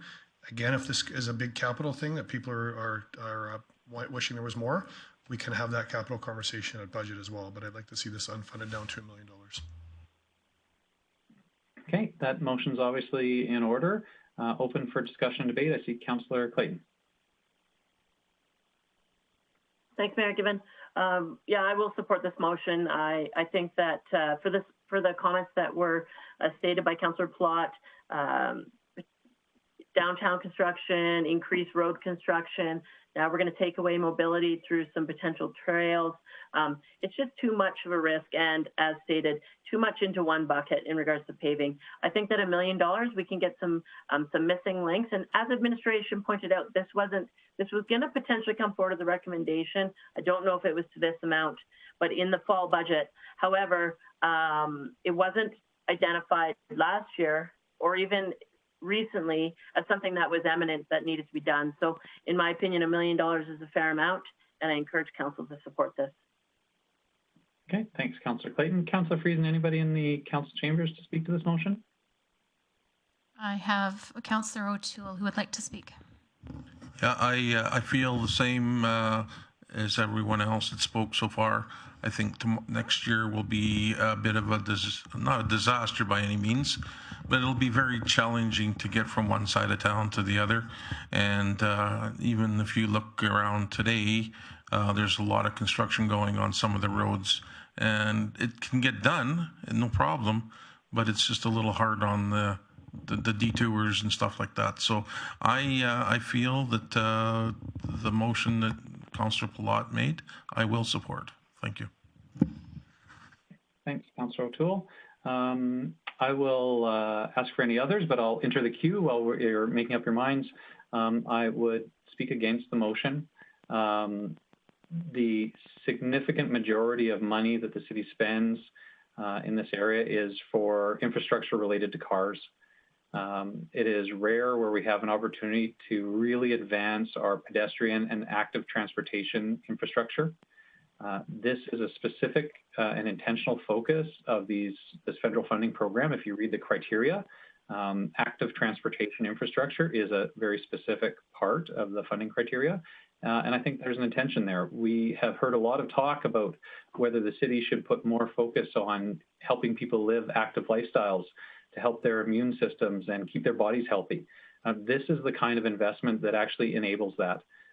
If we fix missing links, if we improve our trail network so it is safer for people to utilize and more extensive, that helps build healthier lifestyles. Additionally, the idea that that this kind of work will impact people's ability to get around town because there's so much road work going on. I think we need to remember that those are two different user groups. We're talking about cars traveling and people on bikes and walking traveling, and they are different. I appreciate the argument that focus on asphalt is really limits the number of companies that benefit from this, or the way the money cycles in the economy. And I would acknowledge that that's probably true. But ultimately, the money does get spent. The people have money in their pockets that are employed, and they spend the money in the community. And so that, I think, is the overall sort of point of these stimulus funds. And I think that this gives us an opportunity to do a step change in our pedestrian and active transportation infrastructure in the community. I'd encourage Council not to support Councillor Palat's motion for all those reasons. Was there anybody else in the queue to speak to this motion? Councillor Bressie?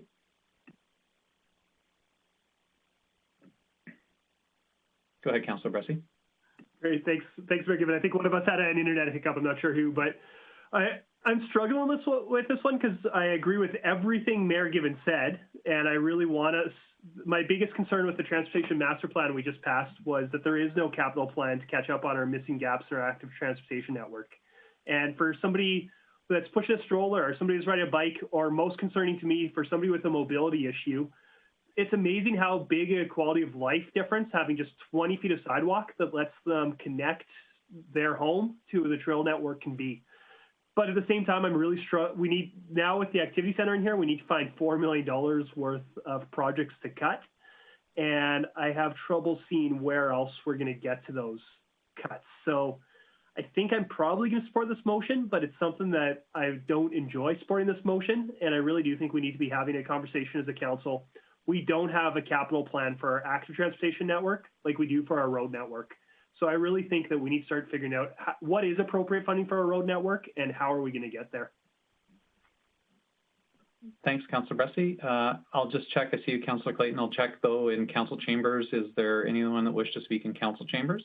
Thank you, Mayor Given. I would like to, and I believe Councillor Palat, Councillor Palat just to close, but I would like to speak if that's all right.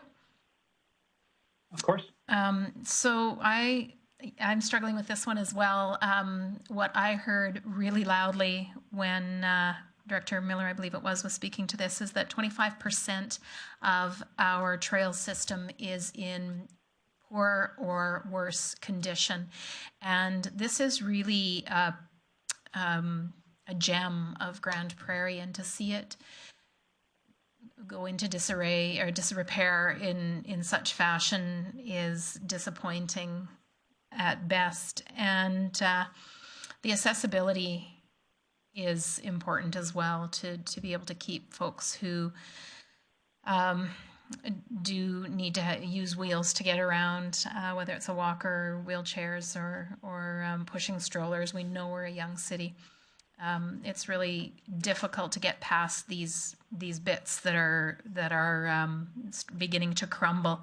So while I would potentially support a reduction in this amount, I think that's a bit of a deep cut, so I won't be supporting Councillor Palat's motion. Thanks. Okay, thanks, Councillor Friesen. Councillor Clayton.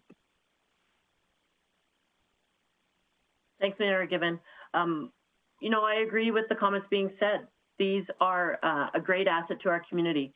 We are a community that has more paved trails per capita than any city in Canada, which is something I love to tell people. It's something I'm very proud of our community. And adding, so as noted in the notes, this would be 15 kilometers of missing trail links and resurfacing. We continually already have a program that does resurfacing. So if we want to add some missing links, I think that 5 kilometers, which is 1/3 as the motion intends, is a great start. If administration after evaluation wants to come back and bring in another 10 kilometers, so another $2 million to capital budget discussions, because they assessed it and really truly believe this is a need, then great. I just think that potentially this is something that administration has put on the list because it ticks the boxes. It can be done in time, there's low risk, and it's eligible. And so if we were to fund $1 million today, I think that's a great addition. But to fund all $3 million after we funded what council has discussed as a true need in an activity recreation center isn't realistic. Unless, I mean, I'm willing to talk about other things, but I don't think there's any other as large items that there's an appetite to remove. So I think a $1 million touch with an addition to our community is a great start. And as stated, if administration wants to bring back another $2 million to fall budget deliberations, then we can discuss that at that point. So I encourage council to support Councillor Platt's motion. Okay, thanks. Councillor Clayton. Was there anybody else that wished to speak? We do have in chambers, Councillor Thiessen would like to speak before. Councillor Platt closed. We do have Councillor Thiessen, please, Mayor Gibbon. I don't see anybody on the screen. Was there anybody in council chambers, Councillor Friesen? Yeah, I'm here, Bill. Of course. Thanks. You know, when Councillor Platt first said 2 million, I was like, oh, that's about 500,000 more than I thought I was comfortable with, especially after Director Glavin said that, you know, for about $100 a meter, we could get that 15 kilometers of resurfacing. Now, in saying that, I'm going to support Councillor Platt's motion, and here's why. I think, like Councillor Bressie, for me, the most important thing that we can do to our trail and path and sidewalk network is to make those missing links, to connect people to that strip of road that they need, or that strip of sidewalk. And I think $1 million is pretty good. I looked at this as a 50-50, as Director Glavin mentioned it. So I don't like the idea of taking $500,000, but again, that's something that we can discuss at budget, maybe when we have a more specific report around trails and pathways and what the cost would be to actually make all those missing link connections that we established when we developed our community mobility plan back in 2014 and sent it out to the community in 2015. As far as the resurfacing, I get it. It's pretty easy. I know it's important to do, definitely for wheeled conveyances, whether you're a person with a disability or whether you're a person on a bike. But as somebody who actively travels on foot on the pedestrian pathways throughout the city, I think I probably have hit about at least all the trails in the city of Grande Prairie. And although it does get bumpy from tree roots here and there, every once in a while, my estimation, I'm not a pathway engineer, but my estimation is that our trail system is actually doing really, really good. And we may be doing, a bit of overkill by overlaying 15 kilometers of trail and pathways. I don't know if anybody else walks and hikes those trails as much as me. Perhaps our CAO, Mr. Galante. I've seen him running on those paths from Royal Oaks and onwards before. But in my opinion and my estimation, I think this might be a bit of trailway overkill. So for all those reasons, I'm going to support Councillor Platt's motion, and I'll keep my fingers crossed that we find $500,000 to make those connections sometime soon in the future. Thanks. Okay, thanks, Councillor Thiessen. I think that was everybody who was in the queue, and so we'll go to Councillor Platt to close. Thanks, Mayor Gibbon. I guess for me, I'm going to really put trust in administration that if we put $1 million into linkage, into this, that they're probably going to dedicate most of it to linkage. As Councillor Thiessen alluded to, I'm also somebody that bikes a lot with my kids around this community, and I can see some gaps in our system, but I also have to feel how proud it is of a community just to have the abundance of trails we already have. And so as much as I think it's great to keep going down that path, these are those decisions we have to make as council. I think the community is much more needing of some other things on this list than a whole bunch more trails that we already have. Not an abundance of it would be great to have more. I also think we have to sometimes look at not all trails need to be paved. And so if there's missing links as we start to get our exterior corridors, I don't think they all need to be paved. Personally, I know with our kids for that kind of stuff, they love going on the unpaved trails, and it's actually more of a sense of adventure. I realize that's not for accessibility, but I think we need to concentrate on the areas of accessibility that are in the core and the missing trail systems, and I'm confident that $1 million will be enough to do that. So I'm really hoping everybody will support this. I also hope the administration supports coming back with stuff at fall budget. If this just is short, I'll be happy to have a conversation about adding more at fall budget if we really went too far here. But I think today we have to make some tough decisions, and I think this one's very palatable for our community. So I really hope you support it. Thanks for that close, Councillor Platt. So we'll call for the vote on Councillor Platt's motion to remove $2 million from the trail resurfacing and missing links line item. All those in favor? And on screen, I see 2, and in Council Chambers? In Council Chambers, we have Councillors Thiessen, Palat, and O'Toole in favor. Okay, and opposed? In Chambers, opposed is Councillors Friesen and Minhas. Okay, and so we have 4 opposed and 5 in favor, so that motion does carry. And so have we been updating the list dynamically? I think we have Ms. Whiteway's spreadsheet on screen. It would be helpful to make sure that we see our running total about where we're at. And so Ms. Whiteway, can you update us? I'm looking and I think I see that we are still over by 1.8 million. Is that correct?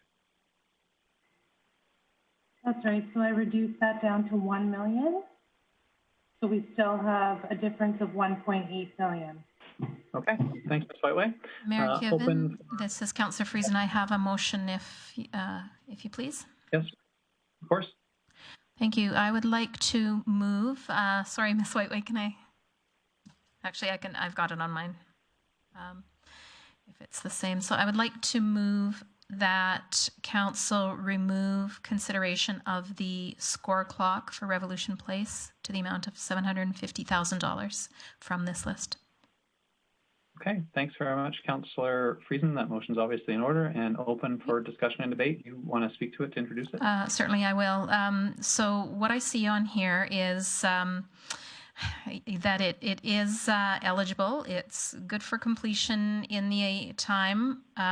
It's a new score clock that could be moved, and it is a low risk. However, it is a high ticket item, and we are heading into consideration of a number of renovations for Revolution Place, and I do suspect that this is included in what would be considered going forward. I think my preference would be to consider it as a package with everything that we plan to do for Revolution Place. And it, as I say, it is a quite big ticket item here that would get us quite a bit closer to where we're going or where we need to be for this funding. Thank you. Okay, thanks, Councillor Friesen. Other discussion or debate on Councillor Friesen's motion? I don't see any on screen. Do you have any in Council Chambers, Councillor Friesen? None in Chambers. Okay, then that being the case, we'll call for the vote. All those in favor of Councillor Friesen's motion to remove the score clock at Revolution Place from the list of items? Thank you. I see 4 on screen, and in Council Chambers? We are 5 in Chambers. Okay, so that motion carries unanimously. And I also have Councillor Thiessen. But I think you're just recognized, Councillor Clayton. That's fine. Councillor Thiessen maybe had a motion when you're ready for that, Mayor Given. Well, sure. Let's spread it around a bit. Councillor Thiessen, go ahead. I appreciate that, Council Chambers. I can't see you, so I'm not sure who's coming in first. I may be defaulting to the folks I can see on screen a little bit more. But go ahead, Councillor Thiessen. Well, thank you, Mayor Given. Councillor Friesen is definitely like holding the good fort over here and keeping things rolling well as well. So good teamwork. So I'm going to make a motion that we remove the splash pad spray park from the list of funding for items. Now, speaking to this motion, I really, as much as, you know, I get the joy of hearing kids scream and laugh as they run and play through the splash park, I really like the idea that we still only have 2 right now, and they are considerable splash parks, one in Muskosipi and one at Lions Park, both centralized in the core. So I'm torn on this one for a couple of reasons. One, and first and foremost, I feel as nice as it would be to have, that's what it is. It's a nice to have. It's a frivolous expense, and I don't know how we determine where the greatest need in the community is and what neighborhood we put it in. It's a relatively priced item at $250,000. We do have from administration's accounts a few sites picked out for it, but I don't know if I'm prepared and ready to spend money on frivolous items when a lot of our discussion here is talking about the greatest need in our community. And I think especially nowadays. You know, if we can move more people towards our center, towards our core, towards those destinations, if they can move there, it just makes that time for those children a whole lot more special, and there's a whole lot more to entertain and engage those kids with, like at the Lions Park and at Muskosipi Park. So for all those reasons, I hope the rest of the council will support this, simply being it's a frivolous expense, and I appreciate it being on this list, but I don't think we should be spending money on it at this time. Thank you. Okay, thanks, Councillor Thiessen. Open for discussion, debate on the motion. Councillor Clayton. Thanks, Mayor Given. Yeah, unfortunately, I can't support this motion. I believe that for $250,000, for us to be able to create hubs within our sort of quadrants of our community is not a significant amount of money. A splash park is a way to bring a community together. It's also an opportunity for us to spread out recreation when we're trying to do socially distanced numbers, which potentially could be into next year as well. This is an opportunity to keep people in their neighborhoods. And at a $250,000 price point, it's a great opportunity. We know that our demographic is young. Not everybody can, depending on what the model looks like at pools next year, in the outdoor pool and even the indoor, there's a lot of uncertainty. This is something that in a small, socially distanced, managed opportunity could be something that a neighborhood could enjoy at relatively low cost. So I think this is a great addition, and I strongly encourage council to defeat the motion to remove it. Thank you. Okay, thanks, Councillor Clayton. Any other discussion or debate on the motion? I don't. Mayor Given, Councillor O'Toole would like to speak to it, please. Sure, Councillor O'Toole, then Councillor Bressie. Thanks, Councillor Friesen. I appreciate what Councillor Thiessen is trying to do, reduce the budget here. But I also feel that when you look at a spray park, there's lots of young children that can't necessarily go to a pool. There's a lot of variety of young people that will attend those spray parks just to have some fun. And we don't have anything on the east side of town anywhere. So if you're looking for a location, I have an idea, but I won't be supporting this. I think that the spray parks are a real low budget type thing. $250,000 is pretty small compared to the cost of a pool or cost of any other type of field. So with that, I won't be supporting this. I would like to see it built. Thank you. Okay, thanks, Councillor O'Toole. Councillor Bressie. Thank you. I think for me, I will support this motion. And for me, it's that if we've already voted today to bring in a recreation facility that's likely to have operational costs to the city along with it. And this is another item where a splash park, it's not like a playground where you build it and you get to leave it for 20 years with minimal maintenance. It's, you need to winterize it over the winter, then you need to open it up in the summer. You need to pay for all the water that's going through it. You need to make sure that the water that's coming through it is safe. There's an operational cost that comes with a spray park too. And for me, I'd love to fund it, but we still need to figure out $1 million worth of things to cut. And for me, it makes sense. I don't want to cut anything on this list, but if I have to cut something, it makes sense to cut something that's not just capital dollars, it's also operating dollars. And for that reason, I'll be supporting this motion. Although, like I said, I don't love to support it, but we got to cut something, so this makes sense to me. Okay, thanks. And Mayor Given, lastly, now in chambers, we also have Councillor Palat who would like to speak. Okay, thanks. We'll go to Councillor Blackburn, Councillor Plott, and I believe Councillor Clayton may have had a question for administration. So I'd like to do that first. Councillor Clayton, what's your question for administration, Councillor Clayton?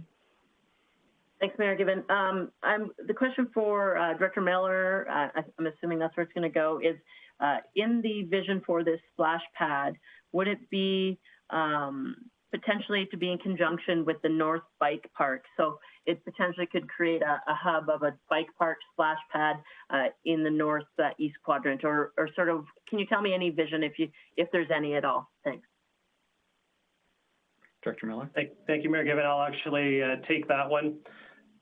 So when we were looking at the sites, when we were looking at, Chandelier Park or Pat Gorman or Oatway, initially looking at just a splash pad, not in conjunction with a bike park, we'd have to look for likely larger sites, or we'd have to consider taking out existing infrastructure and trees to make a larger destination site that included the bike park.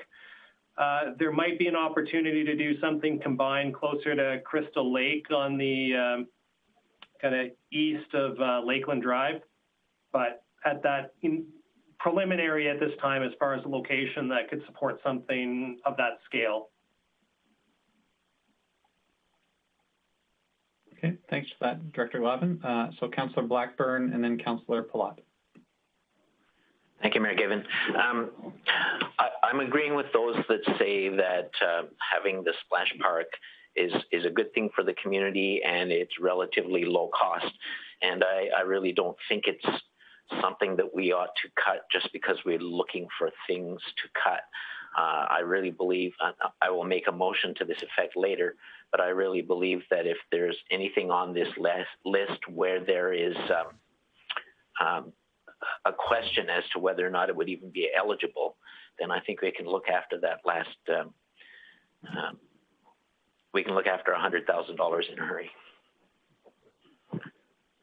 Thanks, Councillor Blackburn. Councillor Palat. Thanks, Mayor Given.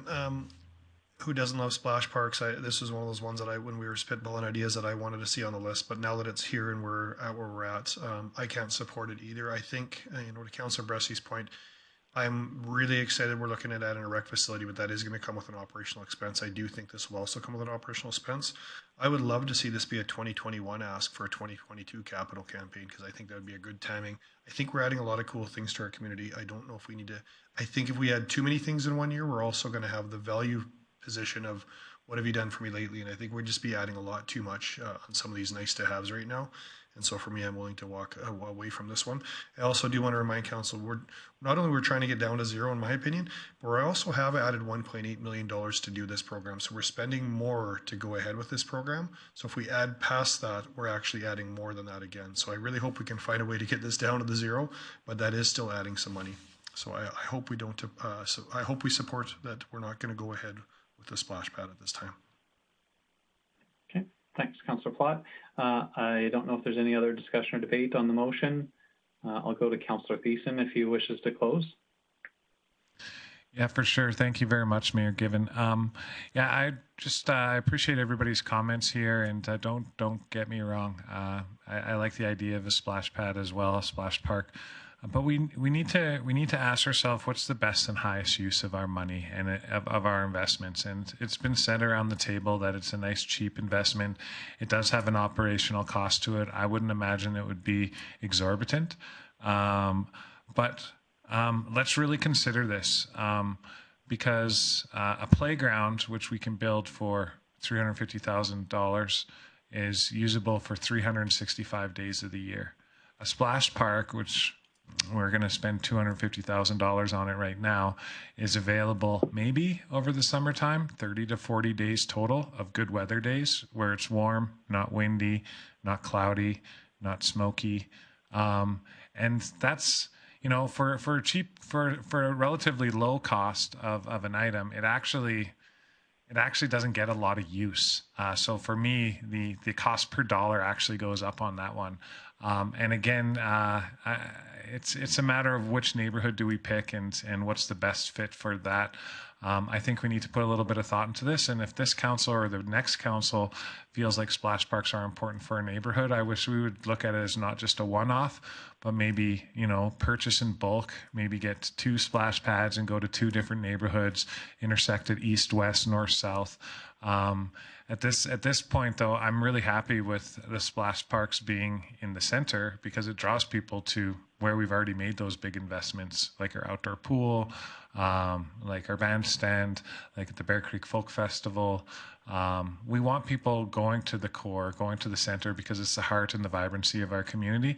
As much as I think it's important that we keep people in their neighborhoods and we give them stuff to do in their neighborhoods, again, I'm just going to relate.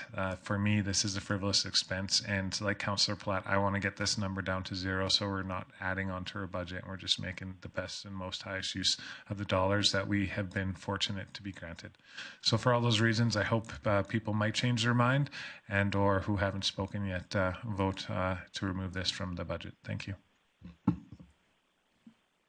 Okay. Thanks, Councillor Thiessen, for that close. So we will call for the vote on Councillor Thiessen's motion, which would be to remove the $250,000 for Spray Park from the list in full. All those in favor of Councillor Thiessen's motion to remove this amount from the list? Okay, I see 3 on screen in favor. Council Chambers? In Council Chambers, we have in favor Councillors Thiessen, Platt, and Friesen. Okay, and so that motion does carry to remove the $250,000. And so we can see the resulting amount at the bottom there of $800,000. Councillor Clayton. Thanks, Mayor Gibbon. There's 2 items that at some point I'll, as we get to them, I'd like to reduce. But in the meantime, I'd like to make a motion to add something to the list. I think once, if this is approved, it'll give us more perspective on a couple of other items that I think potentially could be less. But I would move that Council support the addition of a line item for a portable skate park. And sorry, let me take the word out of their park. So portable skate equipment. And so this is not building a park that moves. It's truly building components that are adaptable in our community. They are utilized, and so the amount, sorry, as I see somebody typing there, I'll go as the initial sort of amount in the conversation. That was $250,000. The intent of this, as discussed, I don't even recall if it was this term or last term, but potentially is an item that can be used in the school parking lots, in the neighborhoods across our community in the summer when there's people not parking there. We simply communicate a list on our website of when it's in your neighborhood. And in the winter is a component that can be utilized in the, some of our existing facilities, as well as in the addition of our new recreation activity center. For $250,000 for us to have a portable piece of equipment, they are component-based. I have talked to 2 different manufacturers of these. They can be reconfigured similar to an IKEA-type shelving. So you buy a couple half pipes, ramps, rails, and you move it somewhere and it doesn't fit in that configuration, and you reconfigure it to fit the space. So it's very adaptable, it's portable, it touches more neighborhoods than any other sort of recreation asset we would have. And in the times that it's not being used between outdoor locations and indoor locations, yes, there would be a cost for storage. What that looks like, from my understanding, talking to the manufacturers, we may need to purchase a storage facility. It can be stacked upon each other, so it's not a large storage facility. But the hope would be is that it's never taken out of rotation. The hope would be that this is continually found a place in our community and used biking, scootering, skateboarding. So I strongly encourage Council to support the addition of this. And there are other opportunities in other items for us to reduce in order to get back to where we need to be in the total spend. Thank you. Okay, thanks, Councillor Clayton. So that motion for an addition of $250,000 for portable skate park, portable skate equipment. Open for discussion and debate. Is there any other discussion or debate on that motion? I don't see anybody on screen. How about in Council Chambers? Councillor Thiessen would like to speak, please. I believe I said I'll juice up the conversation. I can't support this, Jackie, and I know how passionate you are about this, and for that I apologize. For me, there's just too many what ifs. The potential that we need storage, the potential that we might not have storage, so then that's another expense. There's also the potential for insurance costs as well that maybe administration hasn't thought about, what we might have to attach wherever we move the project to waiver of liabilities and all that stuff. I don't see this as a negative. Personally, I like to have a more permanent skate park structure, because every time we take it down and pull it out and set it up, there's wear and tear on that equipment, and it wears down a lot faster than something that's more set in, well, concrete somewhere. Anyways, I'm not going to speak harshly against it because I know how passionate you are about this, and I support you in this eventually coming to fruition. I just can't support it today. Thanks. Thanks, Councillor Thiessen. I see Councillor Bressie. Thank you. Yeah, I'll support this, and I'll bring it back to the activity center that we were talking about about an hour ago now, I guess. And this would be a great addition to that activity center. It would be something skateboarding is awesome because most kids can do it, and it's a low income activity. You don't have to have a lot of money to get your hands on a skateboard. And this would be great in that activity center, and it would be great in other communities around town. Also, I point out that council was comfortable taking an order of magnitude more what ifs with that activity center. There's an order of magnitude more questions we need to figure out with that activity center than we need to figure out with this. So council's already shown that it's comfortable with those what ifs, and I think that this is something that would be a great asset to our community. So I hope that you will support this. Okay, thanks, Councillor Ressy. Is there anybody in council chambers that wish to speak to this, Councillor Friesen? No, there's not. Okay, thanks. Then we'll go to Councillor Clayton to close. Thanks, Mayor Given. Thank you for the comments from those who contributed. I truly believe that this facility, as Councillor Ressy mentioned, fits perfectly in our activity center. As a winter city, we need to be able to offer sporting, recreation, health and wellness opportunities at a low cost in our community, but also things that can be brought inside. Whether or not the user groups of this, the management organizations of this facility take on the task, but I think there's great opportunity. For example, if a Big Brothers Big Sisters type organization was one of the management groups of this, maybe they have 20 scooters that have been donated, because I can tell you, scooters, when my kids first started, they were 20 bucks. And as they save their money and get more into it, scooters can be very expensive. But that doesn't mean that the organizations in the facility can't get even more involved. And sure, they lend out scooters so that there's even less cost for a child to be able to participate in this facility, which in essence would be no cost. And so those things I think are things that we, if we are able to execute, we should be very proud of. And we need to start with amenities and capital assets such as this skate park. So I look for your support. Thank you. Thanks for that close, Councillor Clayton. So we'll call for the vote on Councillor Clayton's motion to add $250,000 for portable skate equipment. All those in favor? And on screen, I see 2 in favor. And in council chambers? In council chambers, we have Councillor O'Toole in favor. Okay, so that's 3 in favor and opposed.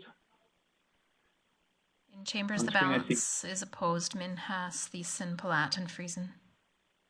Okay, and on screen, it's myself, Councillor Blackburn, opposed. So that motion does not carry. So I've got my math correct. We'll look for other motions arising. I have my hand up. I see that Councillor Clayton does as well, but... Go ahead, Councillor Friesen. Thank you. I first have a question for Director Glavin, and it's regarding the Yellow Bridge and the expense of it. I see that it's $700,000 there. Now, when I look at the Musquote Bridge, it's a cost of $220,000. Can you just speak to the significant cost discrepancy between the two bridges, please? Sure. Thank you, Mayor Given. The reason why there's a significant difference is just in the funding. The Musquote Bridge already has existing capital funding. This is the remainder of that funding that would fund the entire project. The Yellow Bridge, it was not funded previously in a capital program, and the $700,000 is based on our experience with other bridges. As we've kind of indicated here in the risk and the comments, we don't currently have a design for this. So, in theory, this could be a little bit higher, it could be a little bit lower, but that's why there is a discrepancy today. Thank you, Director Glavin. And I'm just curious, if we've had to close it down a few times,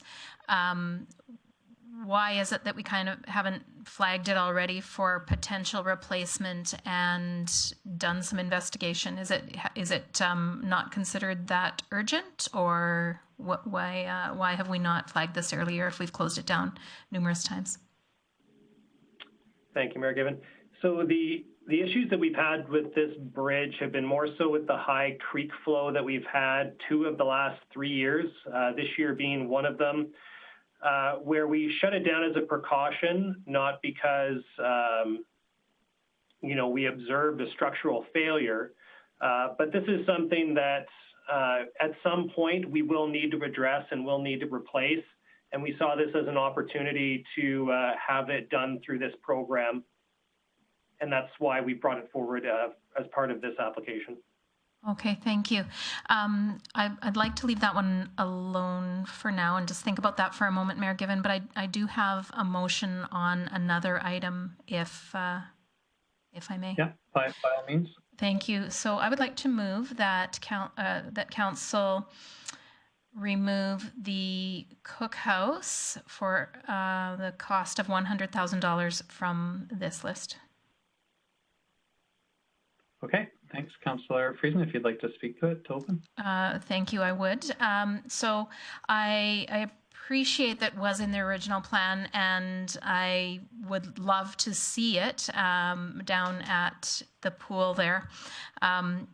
However, I don't think it's critical, particularly in this timing. So we've just reopened the pool, and now we've faced a year of partly not being open and then being open with very restricted guidelines around what groups who go in look like, and that they're in short periods of time in. We don't know what we're facing in the future.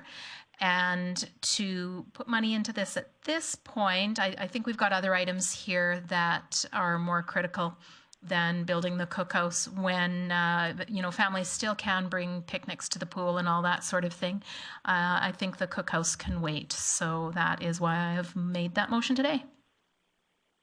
Okay, thanks, Councillor Friesen. Open for discussion or debate on Councillor Friesen's motion to remove that $100,000 allocated to the cookhouse at the outdoor pool. Councillor Blackburn. Thank you. I'll support this motion. According to the notes, it's something that we're not even sure about the eligibility on, and I'd rather go after things that we are more certain about. Thanks. Thanks, Councillor Blackburn. Director Miller, do you have information on the eligibility? Thanks, Mayor Given. Yes, I do. We have confirmed it would be eligible for the program.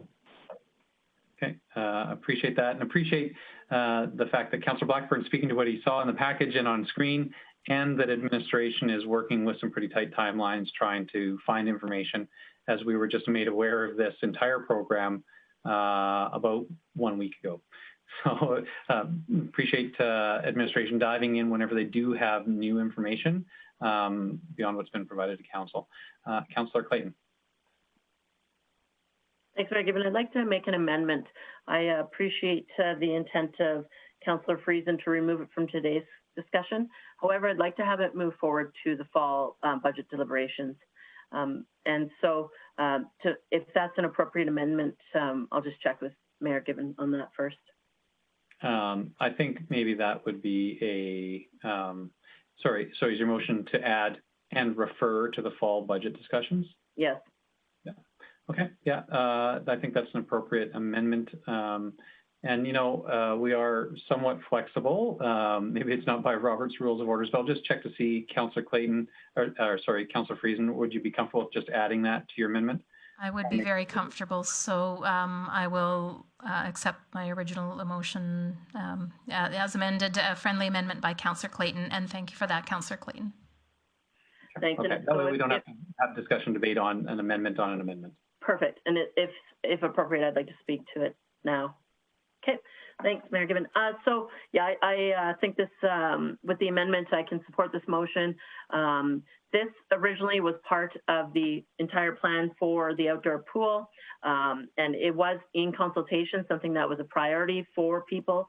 I do think that, administration maybe could get some more time and have a better feel for it. So I look forward to further discussion at the fall budget. But for right now, I think that this is a good thing that we can remove from the list. Thank you. Okay, thanks, Councillor Clayton. Anybody to speak to this in Council chambers? Councillor Friesen? Thank you, Mayor Given. Yes, we have Councillor Thiessen and Palat would like to speak.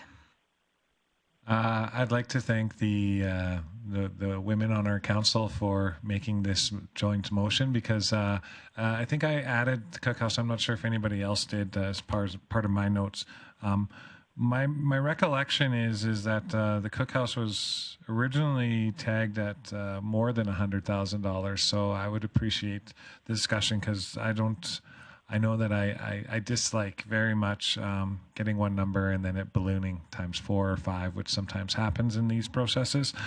So I really appreciate Councillor Friesen striking to moving to strike this, and I also appreciate Councillor Clayton for moving to amend to send it to budget so we can have a more fulsome discussion. We can get the costs down and we can see what the actual need is and debate it there. At least it gets on our list in the future. So even though I think I added this to the list, I'm more than comfortable taking it off. Thanks. And Mayor, given that was Councillor Platt's comment as well, so if and I don't need to close. Sure, that's fine then. We'll call for the vote on this motion. Councillor Friesen's motion to remove the $100,000 for the cookhouse at the outdoor pool and to refer it to the fall budget discussions. All those in favor? I see 3 in favor on screen, and in council chambers? In council chambers, we are all 5 in favor. Okay, and opposed? 1 opposed, that's me, so that motion does carry.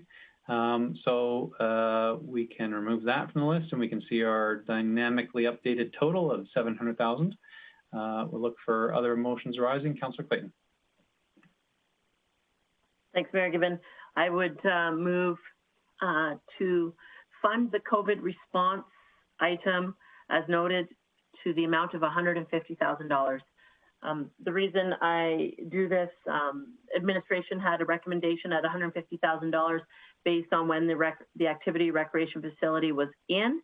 And so now that it is in, administration must be very comfortable that this is what they need. Obviously, more money can always be used, but at $150,000, this was an initial recommendation from administration on what they suggest if we pass the facility. So I encourage council to support this. It doesn't put us at risk if administration had already suggested that amount, and it still will allow for the equipment as originally recommended by administration. Thanks. Okay, thanks, Councillor Clayton. So a motion to remove all but $150,000. Is that your intent? So, okay.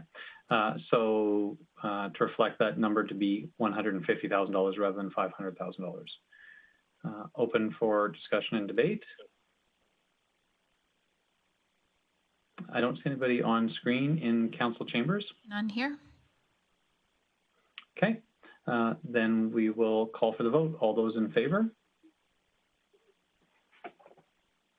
Okay, I see 2 on screen in favor, and in council chambers? In council chambers, we are 5 in favor. Okay, and opposed? I see 2 opposed, myself and Councillor Bressie.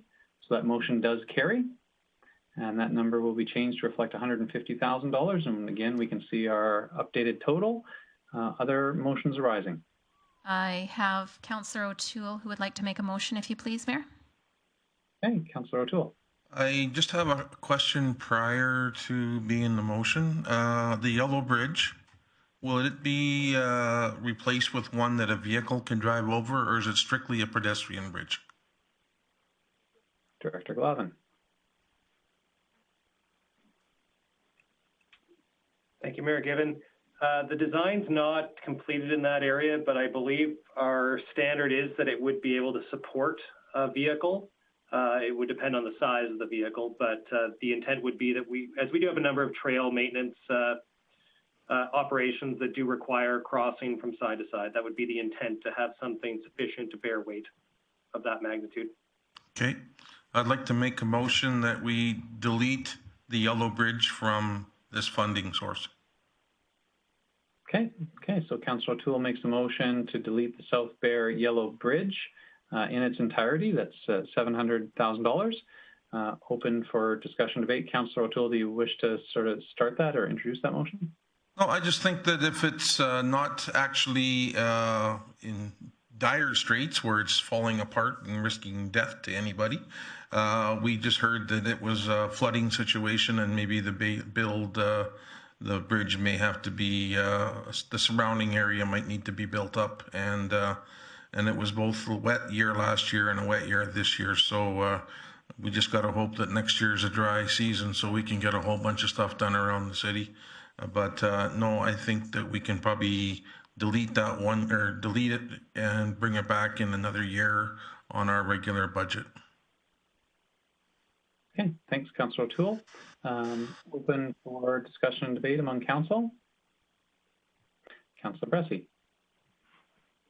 Thank you.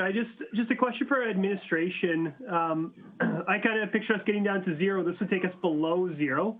And my understanding is the consequences of if we don't allocate this whole money completely is we don't necessarily lose that money, but it would have to get spent on transit sometime in the next 8 years. Is that a correct understanding of it? Ms. Whiteway? Correct. Anything that's not allocated, we could leave with the transit stream.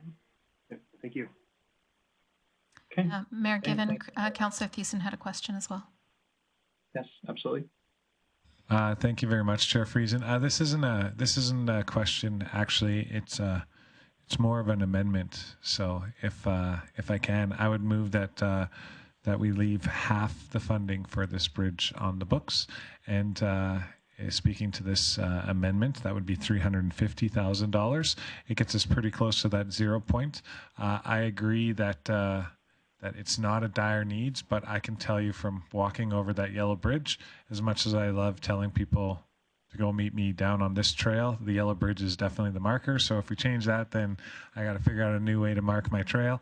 But I can tell you from someone who walks over it, like, you just need a little bounce and the whole bridge shakes. And part of my concern is, like, with the erosion of the bankways, with the higher water and the water coming up in the country club estates, that I don't want to be in a situation where we're regretting not acting on this sooner rather than later. I think by splitting this budget in half, it opens us up to further budget discussions, I guess, this year, and getting that bridge on the books. So for all those reasons, I don't know if this bridge can wait a year or two. So I would move to amend that we use $350,000 of this on that fund that's proposed instead of removing it altogether. Okay. I see Ms. Karaszewski has joined us. Do you have some ruling for us on that proposed amendment? Thank you, Mayor Given. This is a similar motion, amending motion, that was made in a previous motion, and it's not, in fact, germane to a motion to exclude. This would be a separate main motion. Thank you for that. Yeah, the motion on the floor is to remove the item in its entirety. If somebody was not supportive of removing it in its entirety, then they should vote against that motion and then propose another one if the motion doesn't pass. So I agree with the clerk's appraisal there. So Councillor Thiessen, sorry, we're not going to take your amendment. So we'll continue debate on Councillor O'Toole's motion to remove the full $700,000 from this line. I will just enter to say that I support the motion to remove the $700,000. I am not concerned about leaving additional money available for transit. I believe that it's likely over the next 8 years that we will have some need for some capital dollars for transit. And if, as administration has said, that any remainder can be left in that transit stream, I think that provides resources to future councils to meet future capital needs, which will come at some point over the course of the next almost decade. So for those reasons, I support this motion and leaving that remainder available in the transit stream. Is there any other discussion or debate in council chambers, Councillor Friesen? There is. I believe Councillor Palat wanted to speak, and I would like to also. Thanks for that, Mayor Given and Councillor Friesen. I just a question for administration. If thinking of Councillor Thiessen's motion that will probably come back around, what would that look like? If could we potentially do piles in some of the work with the 350,000, or is this kind of we need to build the entire thing, or not at all? I'm just kind of curious on that. Who can take that one? Is that is that a finance question about program, or is that a construction question? Director Bork? This one being a little bit different than some of the other ones where we were looking at dividing projects. This would be my view is it would be eligible if we were to piecemeal parts of this one out. Some of the other projects that we've talked about, the eligibility was based on completion, but this one I think falls into a broader category of retrofit and improvement. So I'm comfortable saying it's eligible. Okay. Okay. Thanks for that ruling. I see. Sorry, Councillor Palat, did you have anything further you wanted to speak to? No, that's great. Thank you, Mayor Given. And I'm sorry, was there somebody else in Councillor Chambers, Councillor Friesen? It was just me, Mayor Given, if I may. Yeah, absolutely. And then after you, Councillor Clayton. Thank you. I will support the motion to remove this from consideration today. I think it is something that we do need to address in fairly short order, but not so immediately as this. And I do recognize that it brings us to a place where we have a little more room for funding. And there is a motion that I'd like to bring back in the event that this passes. Okay, thanks, Councillor Friesen. Councillor Clayton? Thanks, Mayor Given. I also support the motion to remove it. I think that, as noted from administration, there is no design for this yet. They're concerned with the timing. It had not been addressed to date as something on administration's radar, and therefore, I do not think we need this at this time. So I will support their motion to remove it. Thank you. Okay, thanks, Councillor Clayton. Is there anyone else that wishes to enter a discussion debate on Councillor O'Toole's motion before I go to him to close? I don't see anybody on screen. I don't think there was anybody else in Council Chambers. So none here. Okay, Councillor O'Toole, if you wish to close. Yeah, thank you very much for that opportunity. To speak with this, I think there's some significant amount of work that would need to be done, and that may pique interest in redesigning that trail area a little bit. There's going to have to be some heavy equipment brought in to do the structure, and I think there may be possibly a small redesign. So I feel this is the right thing to do at this time.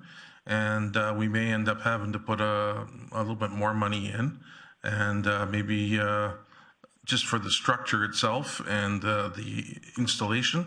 And there may be a need to maybe opportunities from that bridge to go other areas with the trail as well. So I'm looking for the future here.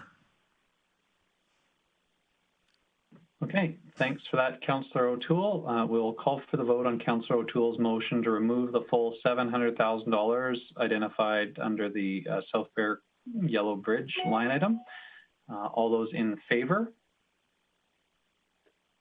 Thank you. I see 4 in favor on screen. And in Council Chambers? In Council Chambers, we have 4 in favor. Councillors Minhas, O'Toole, Friesen, and Palat are in favor. Okay, and opposed? In Chambers, we have Councillor Thiessen raising his hand really high, like that's worth more votes.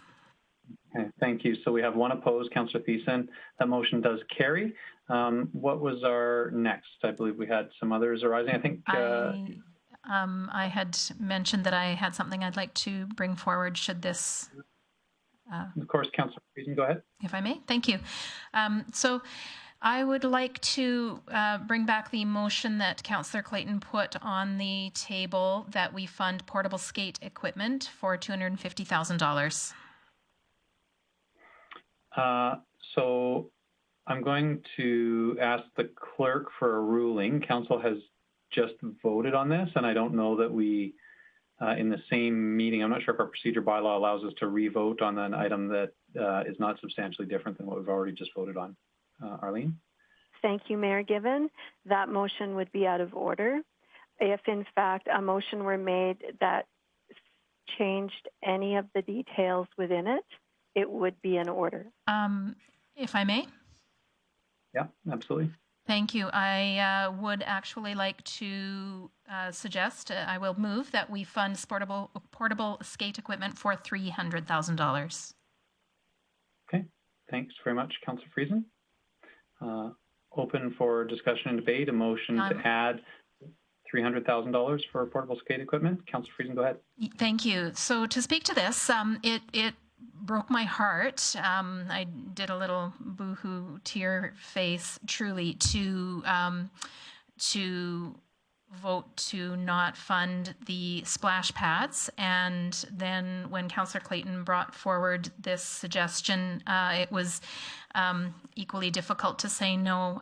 But why I wanted to bring this one back rather than a reconsideration or a change to the splash pads is the idea that this really is a year-round equipment that we can use. We can put it inside in the winter. We bring it out in the summer. We can move it around. It can be managed in very different ways that, in terms of managing it like you would manage our courts. It can be booked. It can be used for free space. And if we get our scheduling in order, it wouldn't even need to be stored. We move it from place to place to place. And I just think that for the cost of this, it has significant, fantastic impact. We've already supported $4 million for an activity center that improves the quality of life in this city by adding some low-cost, open, free space for neighborhoods, for a neighborhood. And I just think that this is a really great dovetail into that to add out of this funding another great activity. So that I really hope that we support this motion this time around. Great. Thanks, Councillor Friesen. Any other discussion or debate on Councillor Friesen's motion to add a line item for portable skate equipment at $300,000? I don't see anybody in queue on the screen in council chambers. Sorry, no one in chambers. Okay, so I don't see anybody in council chambers. Then I will call for the vote. All those in favor of this addition? Oh, sorry, Director Miller, you got in too late. I'm going to call the vote. I try to be as able as possible to allow administration to provide new information, but when we've had a close on a motion and we're about to vote, that's just too late. Council has to make a decision with what they've got there. Otherwise, we run the risk that administration could appear to be influencing the vote. And I'm sure that's never anyone's intention, but it's just clear if when we're calling a vote that we move on with the information that we have. So I'll call for the vote. All those in favor? Thank you. I see 3 in favor on screen and in council chambers. In council chambers, we also have 3 in favor. We have Councillors O'Toole, Friesen, and Palat in favor. Okay, and opposed? I am opposed. And in council chambers? In chambers, we have Councillors Minhas and Thiessen opposed. Okay, and so that motion does carry. And so we can see the updated total there at the bottom of the list. Councillor Bressie, did I see your hand? Yeah, thank you, Mayor Given. I would have likely been comfortable leaving a few $100,000 in transit, but it seems kind of silly to me to leave $40,000 in transit that could be there for 8 years. So, see Director Burke on screen. Maybe I'll wait to make a motion in case he's got something to say. Sure. Director Burke will recognize you, and then we'll come back to Councillor Bressie afterwards.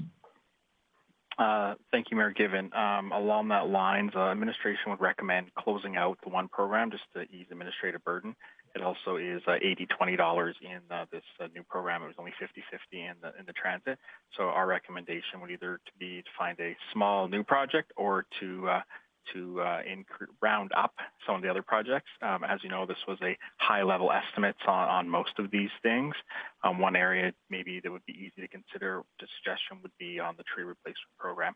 There's some like that where we could scale those up. So I would leave that as a consideration for council.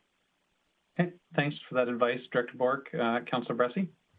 Yeah, thank you. I would move that council allocate the increase so maybe this is out of order, so feel free to rule me out of order, but we've already voted on trail resurfacing and missing links, but I'd like to move that we allocate the remaining $40,200 to trails and missing links.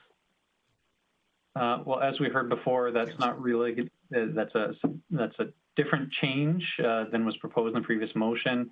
It is very specific, and so I believe that would be in order. I would look to Arlene, the clerk, to see if she would have a different interpretation. Ms. Karbaczewski? Thank you, Mayor Given. That motion is in order. Okay, good. It always makes me happy when we agree. So Councillor Bressy's motion is to add, and so Councillor Bressy, was it to add this remainder to the trail resurfacing and missing links program? Yeah, that's right. And just to speak to why I picked that one was just because that's one that we substantially reduced from the administrative recommendation, but also that's one that I think there's probably a lot of latitude in to scale up or scale down. So it seems like a logical one to put remaining money in my mind. Okay. Thanks, Councillor Bressy, for that motion. Any other discussion or debate on the motion? Anybody wish to speak to it? Mayor Given, I have Councillors Palat and Thiessen who would like to speak. Okay, in Chambers. Thank you for that. I'm not going to support the motion, and it's mostly because I'd really rather have this in trees. I think $40,000 more in paths would be great. I think $40,000 more in trees would make a huge impact in our community. The $95,000, which is allocated, is great, but I look at Rotary Fields, I look at our new Eastlink Center facility, I look at many of our facilities around town that are city-owned facilities. There's just not any trees around them, and it saddens me I know what it costs to plant a decent-sized tree, and to not have shade and shelter around these kind of facilities is something I wish we would have had 20 years ago. But I really think we've talked a lot on this council about community pride, and I think we have a lot more value of adding some really nice trees when we enter our city on our main corridors, and we start looking at how we can deploy trees around these facilities. So I would be happy to put that $40,000 there, and I'd have an appetite to put even more money into trees. I just think it's something we have a real ability to show high impact to the community without a lot of cost. So can't support it because I'd rather see it allocated to trees. Okay, thanks, Councillor Plott. Who was next in Chambers? Was it Councillor Thiessen? It was. Thank you, Mayor Given. Thank you, Councillor Friesen. I'm just going to echo and maybe add upon what Councillor Platt said. $40,000 is literally nothing, according to my math, as far as the number of meters we can actually get on trails and pathways, let alone if we have to build an entirely new connection. That's just the GST, basically. So I can't support Councillor Bressy's motion, although I know he means well. Here's the thing about trees, and this is where Councillor Platt and I were like, are you going to do it or am I going to do it? For $40,000 worth of a tree investment, not only are we getting extra shade, extra beauty in the community, it also helps to create healthier ecosystems. It is flood mitigation, produces oxygen, and in fact, in some areas of our community, as Councillor Platt intimated, it could... I'm going to break in to say Councillor Bressy's motion was to put this in trails and pathways. I get it. Please speak to his motion and extol the virtues of trees if another motion is made about trees, because this one isn't actually about trees. That's true, but this is sort of a roundabout way, Mayor Given. So I'm going to keep talking about trees. Asphalt contributes to the degradation of the environment. They're oil-based petroleum products, and really does nothing. For $40,000, literally will do nothing. And there's a higher value for $40,000 that we can get out of doing something else that isn't asphalt and concrete, and that actually contributes to the betterment of our community's environment. So for all those reasons, and because I love trees, Mayor Given, I encourage everyone on council to shoot down this motion from Councillor Bressy. Thanks, Councillor Thiessen. Is there any other discussion or debate on Councillor Bressy's motion? Seeing none on screen, is there any other? Actually, Mayor Given, if I may? You may. Thank you. I'm really torn here. I was loath to reduce the resurfacing on the trails by the amount that we did. So it would stand to reason that any amount put back in, I would really like. But the low dollar value here, $40,000, I don't think really makes much of a tip back in favor relative to what we took out. And for that reason, I won't support this motion. Thank you. Okay, thanks, Councillor Friesen. I don't see anybody else in the queue, and I don't think I heard anybody else in council chambers. Councillor Friesen just identified herself, so we'll go to Councillor Bressy to close if he wishes. Thanks, Mayor Given, but I can't speak against my own motion, so I won't close. Okay, thanks, Councillor Bressy. So we'll call for the vote on Councillor Bressy's motion to add this remainder to the Trail Resurfacing and Missing Links program. All those in favor? I see one on screen, Councillor Blackburn, and in council chambers. We have no one in favor in chambers. Okay, and then opposed. In council chambers? In council chambers, we have 5 hands up opposed. Okay, and on screen. Sorry, Mayor Given, I misvoted. Thanks, Councillor Blackburn. So then, Councillor Blackburn, you're wishing to be recorded as opposed to the motion? Yes, that's right. Okay, so then that would make that a unanimously opposed. There were none in favor, and all 9 council members were opposed to the motion. Are there any other motions, Rob? Yes. Kevin O'Toole here. Okay, go ahead, Councillor O'Toole. I would like to take the balance and put it towards trees, Mr. Mayor Given. Okay, thanks, Councillor O'Toole. The tree replacement program. Councillor O'Toole is making a motion to add that remainder to that program. Do you wish to speak to it, Councillor O'Toole? Yeah, for all the reasons brought up by Councillor Thiessen, I truly believe that there are areas in this community where we have plenty of trees. And I think there's areas in this community where we have some barren fields with no windbreaks, no shade. And eventually there will be a time when the young trees will grow up to be big trees and kids will want to climb on them. And that's another story down the road. But trees are good things to have. Okay, thanks, Councillor O'Toole. Other discussion or debate on the motion? I see Councillor Clayton. Thanks, Mayor Given. Question for Director Glavin. In this line item, as currently stated at $95,000, is there, this is only capital, right? So it's $95,000 worth of trees. Do you know the appropriate amount of operating on this? And so my question would be, and a comment at first, you know, trees are not the easiest thing to grow in our winter community. They need regular care and watering. And so with the addition of $40,000, how does that impact rather our operations of the trees and within Parks and Rec? Thank you, Mayor Given. There would, depending on the way it's tendered, we may be the ones who do the initial maintenance for the first year or so, or it may be on the contractor, but given the scale of this, we would be able to handle this with in-house resources. Okay, thanks, Director Glavin. Any other discussion or debate on the motion?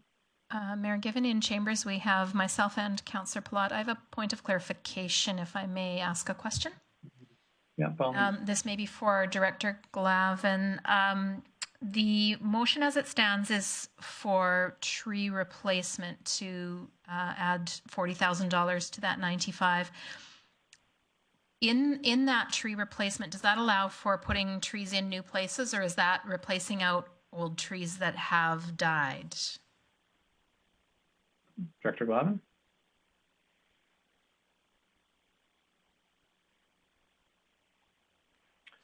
Thank you, Mayor Given. So typically this is something that we would use to replace trees that have died or were previously removed and we hadn't replaced. If this was something that council wanted to differentiate where there were some new trees to be put in, that would be welcomed as part of the motion. Thank you, Director Glavin. If I may suggest, perhaps, hopefully, a friendly amendment, Mayor Given, that this 40,000. I'm hearing a lot about trees in places, as my colleagues talk about trees in places where there haven't previously been trees. So I would like to suggest that, if Councillor O'Toole will, make this motion to refer to new trees as opposed to replacement. Yeah. If it's okay, I'd like to amend that motion myself, or reword the motion to include new trees and I know we've planted a number of fruit-bearing trees in the community that I know are hardy enough. So I would incorporate the fruit-bearing trees in areas where they would benefit the proper growth and shade. So, Councillor O'Toole, if your intention is to give administration more latitude to go beyond just replacement trees, then maybe you could simply say new and replacement trees. Yes. And then I think within that, administration is aware that there's the potential to do fruit-bearing trees as a type of tree. Yes. I'm not sure that we need to specify that in the motion. Fair enough. Thank you for the advice. Mayor Given, if I may interject, I apologize again for the camera. Yeah, of course. So I just got confirmation that the way that we allocate funds from that program is that we spend the money first to replace trees, and then if we don't have enough replacement candidates, we would then use the remainder for new trees. So that's already part of how we operate that particular capital item. Okay. So I mean, at a basic level, administration is saying that if we have an amount of money, they will use it for trees. If they have a whole bunch of trees that they have to replace, they would use it for that first. And if there's not enough trees in a year that need to be replaced, then they would use any excess towards new trees. And they have a fair bit of latitude within that. So is everybody comfortable that really what we're talking about is, do we want to put the extra $40,000 to trees? Is that, that's really the basis, I think, of the motion, right? I'm okay with the motion, the way it is. Yeah, okay. Okay, thanks, Councillor O'Toole. Is there any other discussion or debate on the motion as proposed? I don't see any on screen. We have Councillor Palat in chambers, please. Great, thank you. Thanks, Councillor Friesen. I'm going to support this, and I'll probably be coming back to add even more trees. I think, you know, one of the things when I go through our capital lists, we spend anywhere, you know, again, going through Councillor Caton's stuff here, but, you know, between 37 to 50 million a year in capital. When I look at our capital plan, there's no trees in it. And it's one of those things where I think we just forget about trees, and it's an easy thing to forget about doing. But again, I'm going to come back. This council's talked a lot about community pride, and adding $40,000 of trees, a drop in the bucket of where I hope to go. So I hope we support this, and then I'll probably be coming back with a motion to try to even add more trees, because I think we're not to where I think we need to be at for tree replacement. Okay, thanks, Councillor Palat. I don't see any other discussion or debate. Was there anybody else in council chambers? Councillor Friesen? No, that's it here. Thank you. Okay, thanks. Councillor O'Toole, do you wish to close? No, I think enough has been said, and I think we need to move on. So I just would like to see the trees in the budget, and I urge my fellow council members to support this, please. Okay, thanks, Councillor O'Toole, for that close. Then we'll call for the vote. All those in favor? I see 4 on screen, and in council chambers? In chambers, all 5 are in favor, Mayor Given. That motion does carry unanimously. And so we have allocated that remainder amount, which meets the intent of allocating the funds that are directed to the City of Grande Prairie. Does administration have any additional motions that they require from us? Director Bork? One suggestion that I might actually ask my colleagues for some help on is just to ensure we have proper and adequate flexibility for this first stage of the notification to the province, is we look at combining a couple of the similar light items together. So we all have had the discussion and we know where they're allocated, but for us, what is finally approved, that we combine a few of these items. So I would look to Brian or Danielle if they have any suggestions, if council were amenable to that. What about, Director Bork, would it meet if council gave administration the flexibility to group these as administration felt was appropriate? Would that work as well? I could see us getting into some wordsmithing about what groupings and what item goes with what. And I wonder if there a motion directing administration to to group the items as appropriate for submission would work. Director Bork? That's a much better suggestion than I had. Okay, thanks. Would somebody be willing to make that motion, Councillor Mayor Given, potentially before that motion, I did have Councillor Palat raise his hand with possibly another motion. Okay, great. Thanks for that catch. Councillor Palat? Thanks, Mayor Given. Yeah, I have a couple more that I'd like to still plunk around here, but I just had a question with administration on the North Bike Park for 300. Can I get an idea of what this South Bike Park called at South Bear, what we spent on that? I believe we did a lot of work with the industry on that, and so I'm just wondering if I can get a number of what we spent on the other park. Thanks, Mayor Given. So the estimate we used here for 300 was slightly above. I think the South Bear Creek Bike Park cost us roughly $260,000, and we're estimating this one at $300,000. It might, like anything, we'll have to get a design done and get it bid, but that's the magnitude of cost. Okay, thank you for that. Okay, so I'll just make one more motion here, and I know you guys, I think everybody's fairly familiar that I was really pushing to get the ball diamonds added, and I really think I'm glad that we're there. I do think $1 million's a little bit more than we need there, though. So I'm going to make a motion that we move this amount to $950,000 from the $1 million, hoping somebody else will make a motion to put that $50,000 somewhere else in our community. But one of the things South Bear, when I got the letter and I think I forwarded off, was they were looking at parks, trees, and ball diamonds. And I think back to the tree conversation, the reason I want to fund it on the diamonds by $50,000 is I think 950 will be enough. If we work with the ball associations, they have some money they have ability to put into the projects. And also I think they're going to want to work with our procurement to help us as much as they can. So I think 950,000 still safeguards us for getting these 2 new diamonds built and turning that South Bear into the facility that ultimately was meant to be. So I'm hoping council colleagues will support this $50,000 reduction. I don't think it's going to hurt anything, but it does give us a little bit of latitude to maybe move that $50,000 somewhere else. Okay, thanks, Councillor Palat. So that motion is in order to reduce the South Bear Creek ball diamonds by $50,000. Open for discussion and debate. I don't see anybody on screen. Is there anybody in council chambers? Nobody in council chambers, Mayor Given. Okay, so I'm going to speak against the motion, not because I don't appreciate the intent of Councillor Plott and the suggestion that that the user group may wish and does have funds and may wish to contribute some. I'm going to speak against it because I think at this stage we might be getting too specific on individual projects and reallocating. We already heard from administration that they are going to need to combine a bunch of projects into one overall line item. And so it wouldn't, be a surprise to see improvements to outdoor spaces being a line item that could include trees and include South Bear Creek Park. So I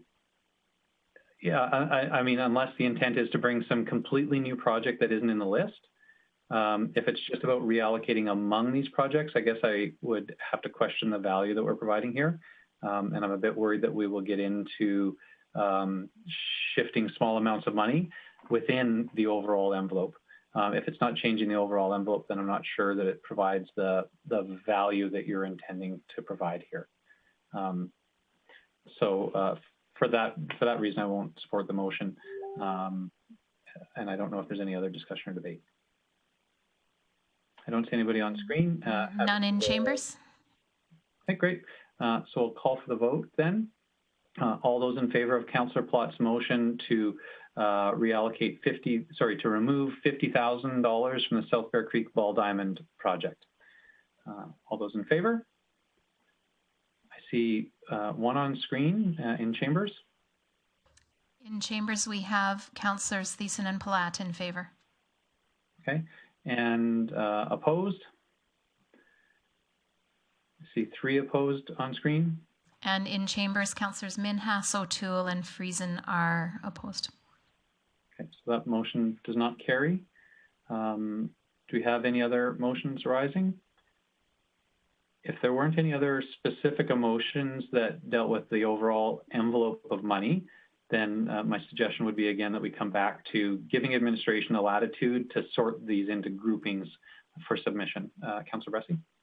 Yeah, thank you, Mayor Given. I'd move that council direct administration to group these projects as appropriate.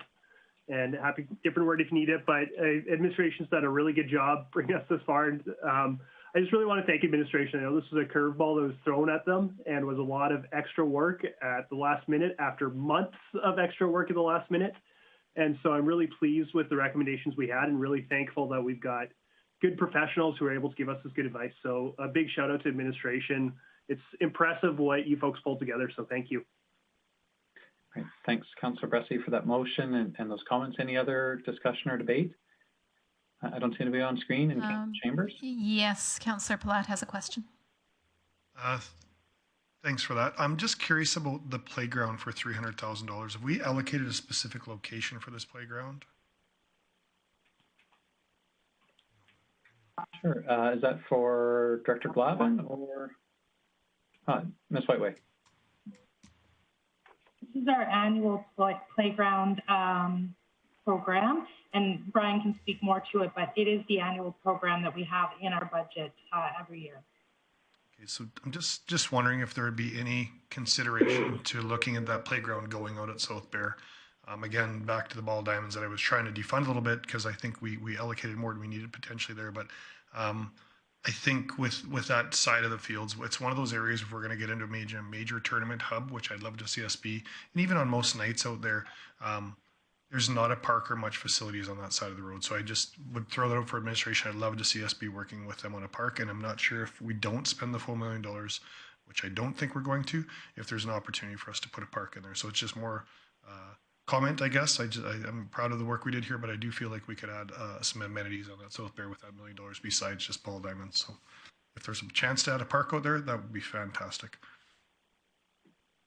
Okay, thanks for that, Councillor Plott. Any other discussion or debate on Councillor Bressie's motion? Again, none on screen in Chambers. Councillor Friesen? None. Okay, then that being the case, we'll call for the vote. All those in favor? And I see 4 in favor on screen. And 5 in favor. 5 in favor in Chambers. Okay, great. Thanks, Councillor Friesen. So that motion does carry.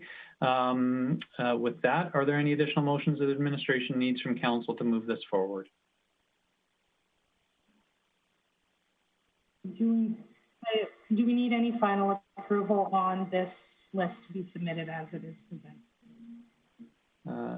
So I believe... So this is a council meeting. Yeah, this is the council meeting. We don't need to refer it to anywhere. Council has amended the list and provided administration to the direction to, group the amended list as appropriate, obviously with the intention of submitting. And so if administration is aware of any other motions, then I can't see any either. And I think we can call our meeting adjourned unless there's any other business related to this topic. I don't see any on screen in council chambers. Sorry, no, I was just looking at, I do wonder if I may, the recommendation was that council approve capital projects. Do we need to approve as amended? Wouldn't we? I will look to the clerk. Ms. Karpaszewski, are there any items that we left standing? Thank you, Mayor Given. This final motion, I'm not sure if this is something Director Burke would require upon submission of this list, but for our purposes, council has completed their work. Okay. So then I'm hearing administration. Yep, nothing in chambers then. Thank you, Mayor Given. Okay, great. Then we'll call our meeting adjourned. Great work, everyone. I would echo Councillor Bressie's comments. Administration did a significant amount of work to get us to this stage over the course of the last week. That's much appreciated. And appreciate council's flexibility on working on such big numbers that really are coming out of the blue. It is disappointing that the provincial and federal governments, didn't get this to us until the date that they did. especially when the letter from the minister was backdated or was sent a number of weeks before it was actually received by the City of Grande Prairie. But under those circumstances, administration and council, very, very good job. Well done. And we'll call our meeting adjourned. Thanks, everybody.